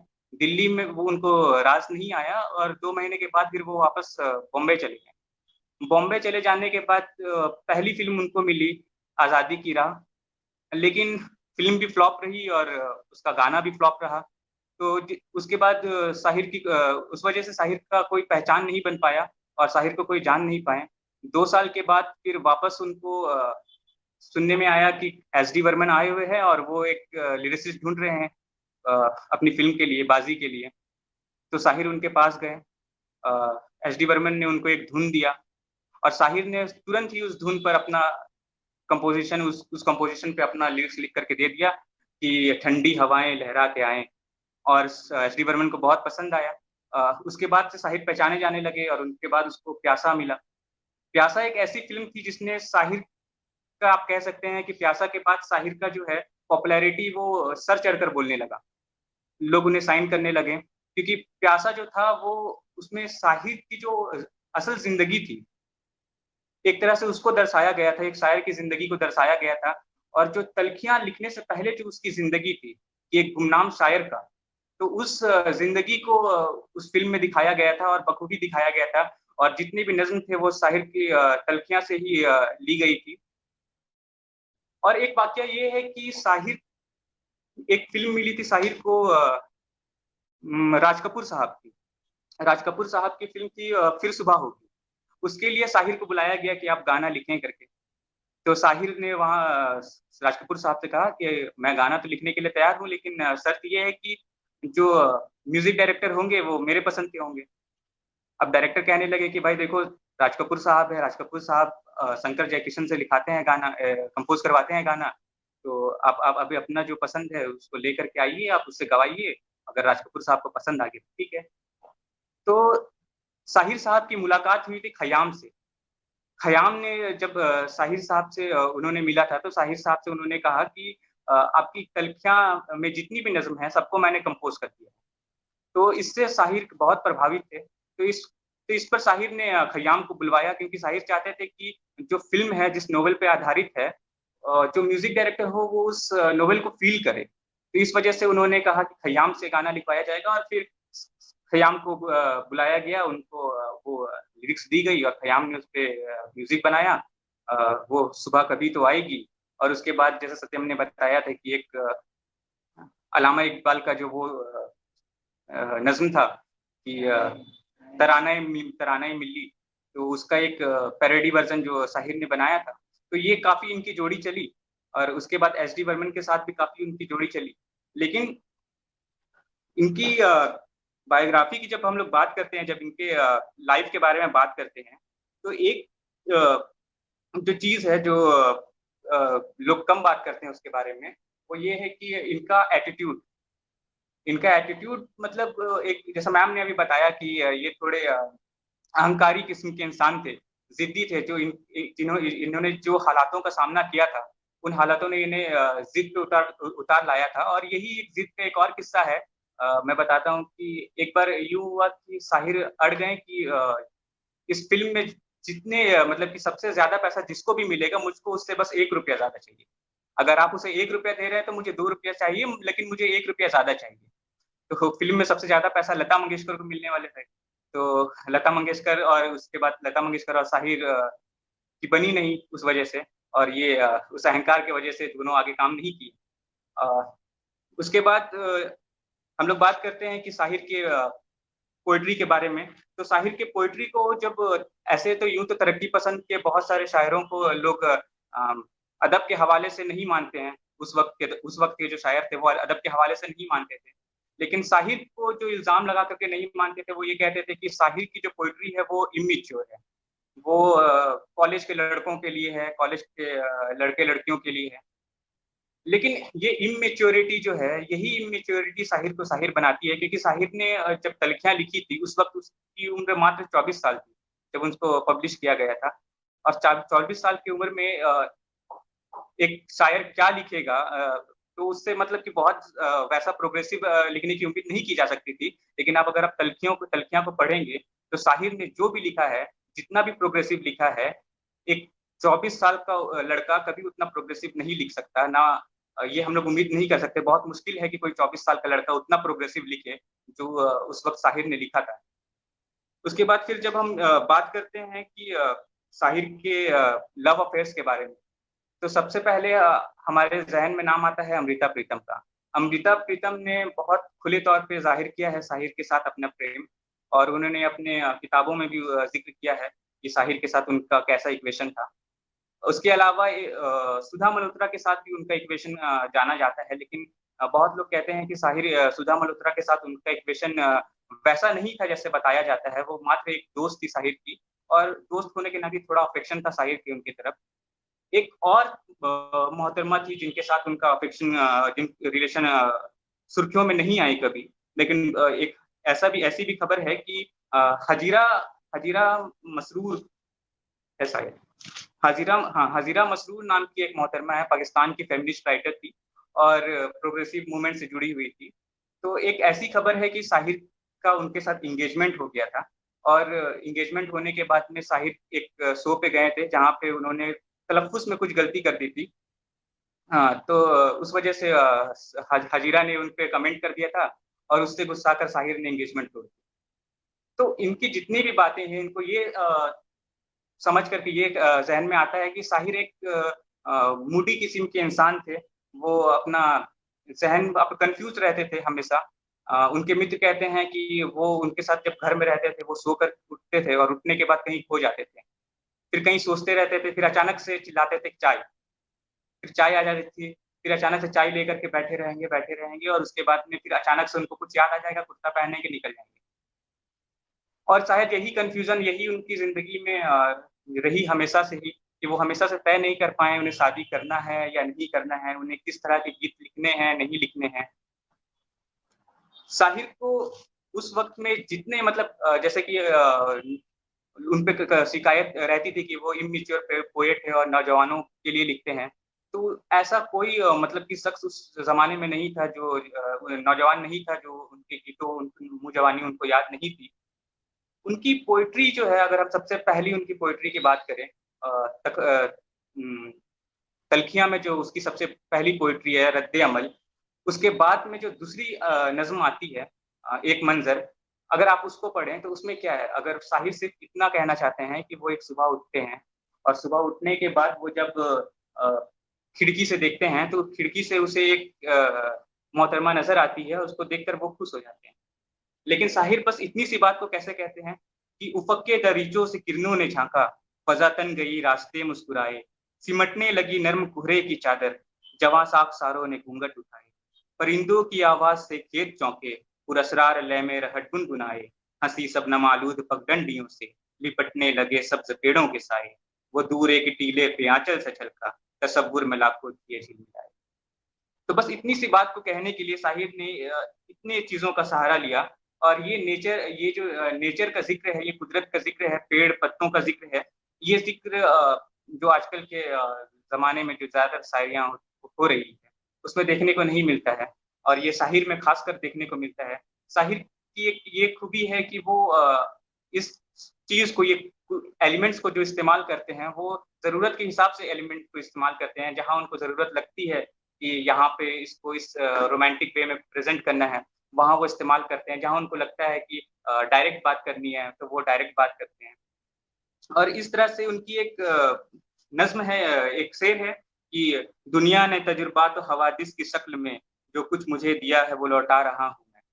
तो अभी जैसे मैंने जितनी भी चीज़ें बताई कि उनके लाइफ में वो जिन-जिन चीज़ों का सामना करते हुए आगे आए हैं, और वो सबको वो बस अपने शायरी, अपने नग़्मों के शक्ल में वो बस हमें लौटा रहे थे।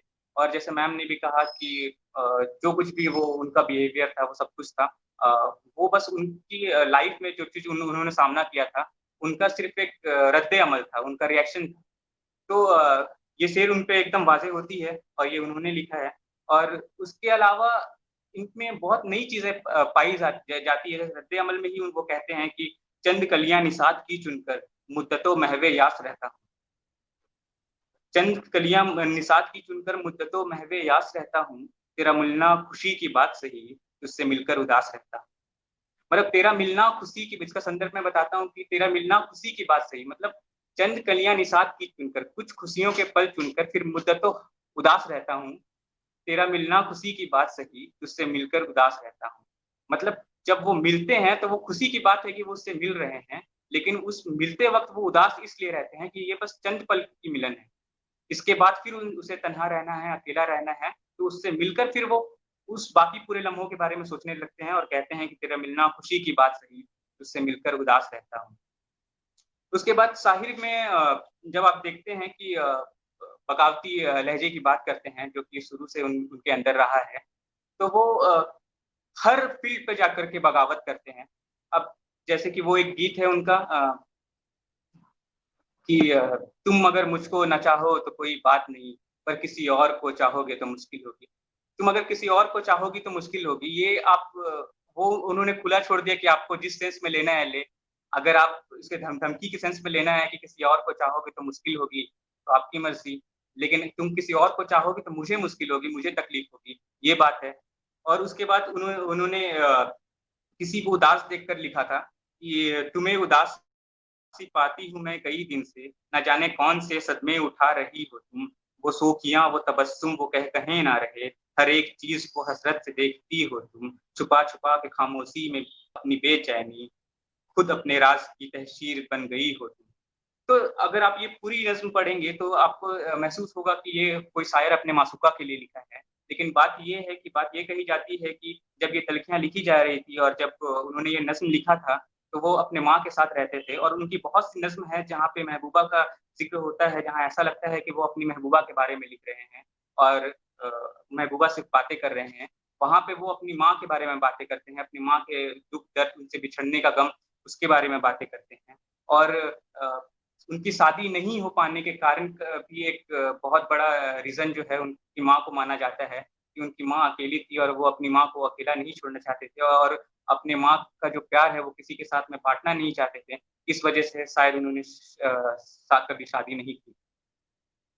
उसके अलावा उन्होंने जो नज़्म लिखी थी परछाइयाँ, जो काफ़ी उस वज़ह से वो फ़ेमस हुए थे लाहौर में। तो उसकी आखिरी जो बंद है वो मैं आपको सुनाना चाहता हूँ कि अभी सर ने भी बात की, मैम ने भी बात किया मैम ने भी बात की इस बारे में कि जंग जो है वो जंग के खिलाफ थे और वो कहते हैं कि गुज़श्ता मतलब कि पास गुज़रा हुआ पिछला।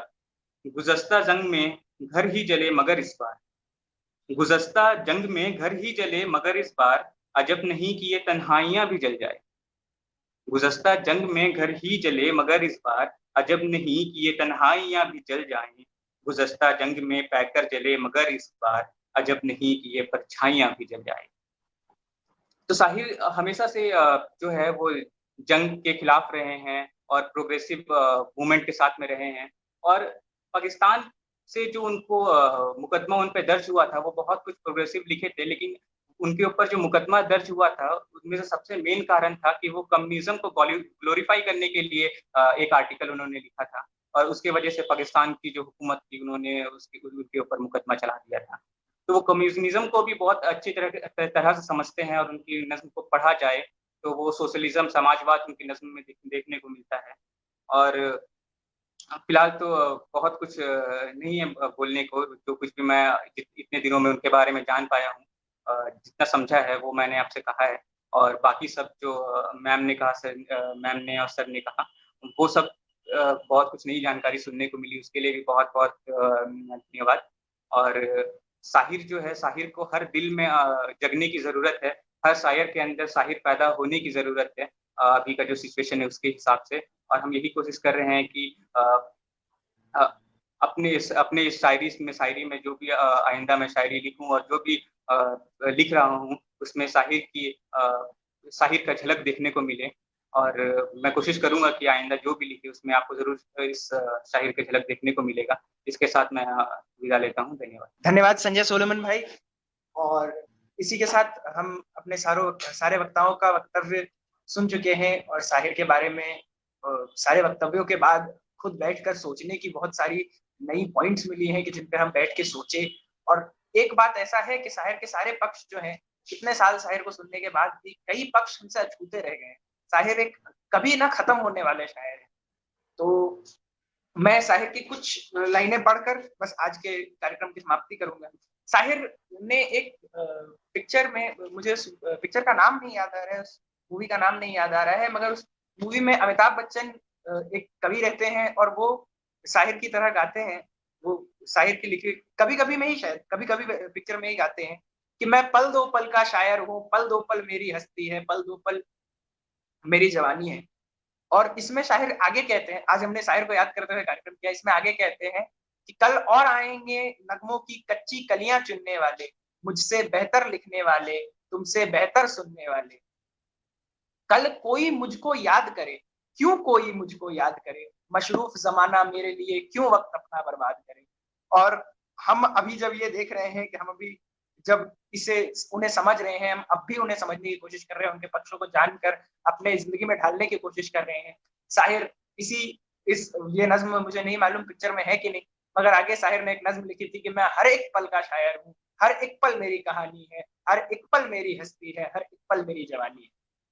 तो साहिर की इसी बात के साथ मैं खैर एक और चीज आपको दिखाना चाहूंगा। मैं जानता हूँ थोड़ी देर हो रही है, मेरा घर असल में बहुत छोटा सा है और यहाँ ज्यादा सामान नहीं है, मगर एक चीज है जिसे रख के मैं जिसके बहुत करीब हूँ, मैं जिस गुरूर महसूस करता हूँ, जिसको देखकर मुझे मेरे बेचैन मन को शांति महसूस होती है। और एक ये लैंप है जो मेरे घर में है। कभी जब मैं उदास होता हूँ तो साहिर के बारे में सोचता हूँ, और इसमें साहिर की शक्ल बनी हुई, मुझे पता नहीं आप देख पाएंगे कि नहीं, आप देख पाएंगे कि नहीं। और इस पर साहिर की बस वही पंक्तियां लिखी हैं कि वो सुबह कभी तो आएगी। एक वो मैं पढ़ के सुनाता हूँ, एक ये पे उसी आखिरी बंद से मैं खत्म करूंगा कि संसार के सारे मेहनत खेतों से मिलों से निकलेंगे, बेघर बेदर बेबस इंसान तारीख बिलों से निकलेंगे, दुनिया अमन और खुशहाली के फूलों से सजाई जाएगी, वो सुबह हमी से आएगी, वो सुबह हमी से आएगी। सभी साथियों को सलाम। सत्यम जी मुझे कुछ कहना है, यदि आप मुझे सुन पा रहे हो तो मैं 2 लाइन में कुछ कहना चाहती हूँ। अभी आप दोनों साथियों ने कुछ बातें कही हैं, तो मैंने सोचा कि यही मौका है जब मुझे इस बात को कह देना चाहिए। जैसे संजय जी ने जिक्र किया एक गीत का, और वो गीत मेरी जबान पर भी था, मैं भूल गई थी उसको। तुम अगर मुझको न चाहो तो कोई बात नहीं, तुम किसी और को चाहोगी तो मुश्किल होगी। साहिर ने ये जो परंपरा ढाली है, तो साहिर की बात, और मैं बार बार कह रही हूँ कि साहिर का जो संघर्ष था, उस संघर्ष से युवा पीढ़ी जूझना नहीं चाह रही है, उस आत्म संघर्ष से भी नहीं और उस सामाजिक संघर्ष से भी युवा पीढ़ी नहीं जूझ रही है। लेकिन साहिर का जो ग्लैमर था वो पाना चाहती है। उस ग्लैमर को पाने में वो एक खास तरह का काल्पनिक संघर्ष रच रही है, और खास तरह की काल्पनिक प्रेमिकाएं भी रच रहा है। ये लगातार मैं साहिर को की दीवानगी भी मैंने देखी है युवा पीढ़ी में, पहले भी हम लोगों के जब छोटे छोटे थे तब भी देखी थी, आज भी देख रही हूँ, लगातार देख रही हूँ। तो सबसे पहले जरूरी है कि इस तरह के जो प्रतिक्रियात्मक गीत हैं, जिसमें वे कहते हैं तुम किसी और को चाहोगी तो मुश्किल होगी, तुम मुझे मत निभाओ कोई बात नहीं, लेकिन किसी और को निभाओगी तो मुश्किल होगी, तो ये प्रतिक्रियात्मक गीत इतना आसान नहीं है, और ये बहुत आपत्तिजनक गीत भी है। जिस तरह की ये गीत है, और भी उनके कई गीत जो मैं कहना चाहती थी, उसमें भी वो साहिर ने स्त्रियों की बराबरी के लिए जो लड़ाई लड़ी है, वो सामाजिक लड़ाई है। जैसा वो चकले नज्म करते हैं, या प्यासा में जो गीत वो लिखते हैं, गुरुदत्त, जिसको कितनी वो कलात्मक ऊंचाई का गीत है, जिसको गुरुदत्त, मोहम्मद रफी और साहिल लुधियानवी के संगम से जो वो गीत बना हुआ है, तो वह जो है ना, वो सामाजिक समानता की बात करते हुए साहिर बिल्कुल दूसरे हैं। लेकिन जैसे ही उनका व्यक्तिगत कोई चीज आता है, या कोई तत्व व्यक्तिगत उनके भीतर से आता है उनके गीतों में, वैसे ही साहिर प्रतिक्रियात्मक और पलायनवादी हो जाते हैं। उनके गीतों में आप देखेंगे ये चीज, लगातार आप गीतों में देखेंगे, और उन्हें एक काल्पनिक सहारे की जरूरत पड़ती है। मैं बार बार कह रही हूँ कि साहिर में जो अहंकार था, जो कठोरता थी, उस कठोरता के लिए उन्हें एक काल्पनिक साथी की जरूरत होती थी, और वह साथी अगर यथार्थ में उनके सामने होता था तो वो डर जाते थे, वो भावनाओं से डरे हुए व्यक्ति थे। इसलिए उनकी रचनाओं में सुंदर भावनाएं तो हैं, उनकी जिंदगी में उस तरह की भावनाएं नहीं है। उनकी जिंदगी में वह प्रेम नहीं निभा पाए, प्रेम उस तरह से नहीं जा पाए, प्रेम के भीतर उनको कुछ रोकता था अपनी भावनाएं व्यक्त करने में, व्यक्तिगत भावनाएं। कहीं पर उन्होंने एक पंक्ति लिखी है कि अब मैं फिर से इस तरह से अपने आरजुओं के लिए मैं नहीं बना हुआ हूँ। तो वह जब व्यक्तिगत दायरे की बात आप और सामाजिक जो स्त्री को लेकर उनका चिंतन है, उन दोनों को अलग करके देखिए। इस युवा पीढ़ी ने साहिर को जितना समझा सुना है, उससे कहीं ज्यादा उनसे सम्मोहित और आकर्षित है। और अभी आपने जो गीत, कौन सा आप अभी कोई गीत बता रहे थे सत्यम जी, अभी उनका कौन सा गीत? मैं पल दो पल का शायर हूँ। तो जब कुछ लोग कहते हैं कि ये बहुत यथार्थवादी बात कहते हैं साहिर, मैं पल दो पल का शायर हूँ, पल दो पल, और बड़ी अच्छी बात कहते हैं कि मुझसे पहले आगे भी जो शायर आएंगे और आपसे बेहतर सुनने वाले भी आएंगे। लेकिन आप उसी के बाद उसके बरक्स एक और पंक्ति देखिए उनकी, जब वो सहारा भी लेते हैं, उन्हें वह भी जाना भी चाहते हैं, लेकिन एक काल्पनिक पलायन का उनका जो मामला है, इसे समझना पड़ेगा। और उस पलायन को लेकर जब वो कहते हैं, तो उसमें कहते हैं कि कल कोई मुझको याद करे, क्यों कोई मुझको याद करे, मसरूफ जमाना मेरे लिए क्यों वक्त अपना बर्बाद करे। यह पंक्ति जोड़ते ही वो पिछली पंक्तियों का सारा जादू खत्म कर देते हैं, क्योंकि वो कहते हैं कि आप कहीं ना कहीं, वो इस बात को कहते हुए ये बात कह रहे हैं कि आप मसरूफ है इसलिए मुझे याद नहीं करेंगे, आप मुझे याद करें। तो साहिर का यह जो दो व्यक्तित्व है, व्यक्तिगत और बाहरी, उन्होंने स्त्री पर बहुत अच्छी कविताएं लिखी। औरत ने जन्म दिया मर्दों को, मर्दों ने उसे बाजार दिया, और भी तमाम तरह के औरत के जिस्म को लेकर, औरत के शोषण को लेकर, तमाम चीजों को लेकर उन्हें बहुत यथार्थवादी बात कही। लेकिन जैसे ही वो व्यक्तिगत गीतों में कभी कभी होते हैं, तो वहां पर उनका वह रूप दिखाई देता है जो बिल्कुल फरार है, जैसा उनका नज्म, उनकी नज्म में है। उनकी प्रतिक्रिया बहुत आक्रामक है। इस आक्रामकता को समझने की जरूरत है, और युवा पीढ़ी को बहुत धीरे धीरे उनके सम्मोहन में जाना चाहिए। ऐसी जिंदगी नहीं है तो आप उस सम्मोहन में बहुत खतरनाक पड़ सकते हैं। इसलिए साहिर जैसे शायरों के साथ हमें बहुत संभल कर चलना होगा। और शैलेंद्र के साथ मैं उनको इसलिए रखती हूँ क्योंकि वो संतुलन बनता है। शैलेंद्र उस तरह की आक्रामकता लेकर और किसी को भी अपने अधिकार में, देखिए साहिर ने कई तरह की लड़ाइयां लड़ी हैं जमीन पर। उन्होंने पारिश्रमिक की लड़ाई लड़ी है बॉलीवुड में। जब लोग कहते हैं कि वो अहंकारी थे, तो वो लड़ रहे थे कि आप गीतकार का नाम सबसे पहले, जब कास्टिंग होगी तो कास्टिंग की स्क्रीन पे आती है, गीतकार का नाम नहीं आया करता। गीतकार के नाम के लिए लड़ाई लड़ते हैं, गीतकार के पारिश्रमिक के लिए लड़ाई लड़ते हैं, और भी छोटी छोटी लड़ाइयां जिसको उस समय लोग कहा करते कि छोटी छोटी लड़ाइयां लड़ता है, इसके अंदर अहंकार बहुत ज्यादा है। लेकिन उस अहंकार को आप समझिए, वो श्रम की लड़ाई लड़ते हैं, अधिकार की लड़ाई लड़ते हैं, और उस अधिकार की लड़ाई में कई बार वो आत्मग्रस्त और प्रतिहिंसक भी हो जाते हैं। दिखाई पड़ेंगे आपको, कठोर दिखाई पड़ते हैं। उस कठोरता का शमन या विरेचन साहिर में नहीं दिखाई पड़ता है, जो शैलेंद्र में दिखाई पड़ता है। तो याद रखिए, या हमें समझना चाहिए कि शैलेंद्र और साहिर एक ही समय के, बिल्कुल एक समय के गीतकार हैं, एक ही तरह के, एक ही विचार के। सांस्थानिक विचार भी उनका एक था। जब शैलेंद्र कहते हैं हर जोर जुल्म के टक्कर में हड़ताल हमारा नारा है, तो शैलेंद्र भी वही। लेकिन शैलेंद्र और साहिर को मिलाकर जो हमारा पक्ष बनता है, वो ज्यादा बेहतर बनता है। इसलिए साहिर को इतने हल्के में भी हम नहीं ले जाएंगे कि हम उनसे सिर्फ सम्मोहित और आकर्षित रहेंगे। आप सबको बहुत बहुत धन्यवाद। मैंने बीच बीच में टोक कर बहुत सी बातें और की, और समय ज्यादा हो गया। बहुत धन्यवाद आपका। सही बात, मुझे आत्ममंथन करने का मौका मिल रहा है। और सही में ये जो सम्मोहन है, जो सम्मोहन खैर अगर कंपेयर किया जाए तो जॉन एलिया की शायरी से हमें होता है कि जॉन एलिया की शायरी सुन के लगता है कि यार वो गम, वो जो ये है, जॉन एलिया के लेवल तक पहुंचना, उसी तरह हम भी साहिर के करीब जाने की कोशिश करते हैं। और साहिर सही में इस दुनिया से अलग के ही शायर थे, खुद को इस दुनिया से दूर ही देखते थे। और इसी पक्ष पे चलिए बात खत्म करते हैं, क्योंकि मुझे मन था कि मैं साहिर के कुछ बंद पढ़ के ही इस कार्यक्रम को खत्म करूं। कि ये दुनिया जहां आदमी कुछ नहीं है, वफा कुछ नहीं, दोस्ती कुछ नहीं है, जहां प्यार की कद्र ही कुछ नहीं है। ये दुनिया अगर मिल भी जाए तो क्या है, जला दो इसे, फूक डालो ये दुनिया, मेरे सामने से हटा लो ये दुनिया, तुम्हारी है तुम ही संभालो ये दुनिया। ये दुनिया अगर मिल भी जाए तो क्या है, ये दुनिया अगर मिल भी जाए। सभी वक्ताओं का धन्यवाद। शुक्रिया जाहिद खान साहब, शुक्रिया डॉक्टर वंदना चौबे जी, और शुक्रिया संजय सोलोमन साहब, और सभी दर्शकों का, सभी श्रोताओं का जो हमसे जुड़े रहे, उनका भी बहुत बहुत आभार। साथ ही आभार शेखर मल्लिक जी का और प्रलेश घाटशिला का, जिन्होंने इस महत्वपूर्ण आयोजन को हमारे समक्ष लाया। और साथ ही साथ अभी इस वैश्विक महामारी के दौर में हम इन सब पक्षों पे अब और गौर कर पा रहे हैं। तो शुक्रिया।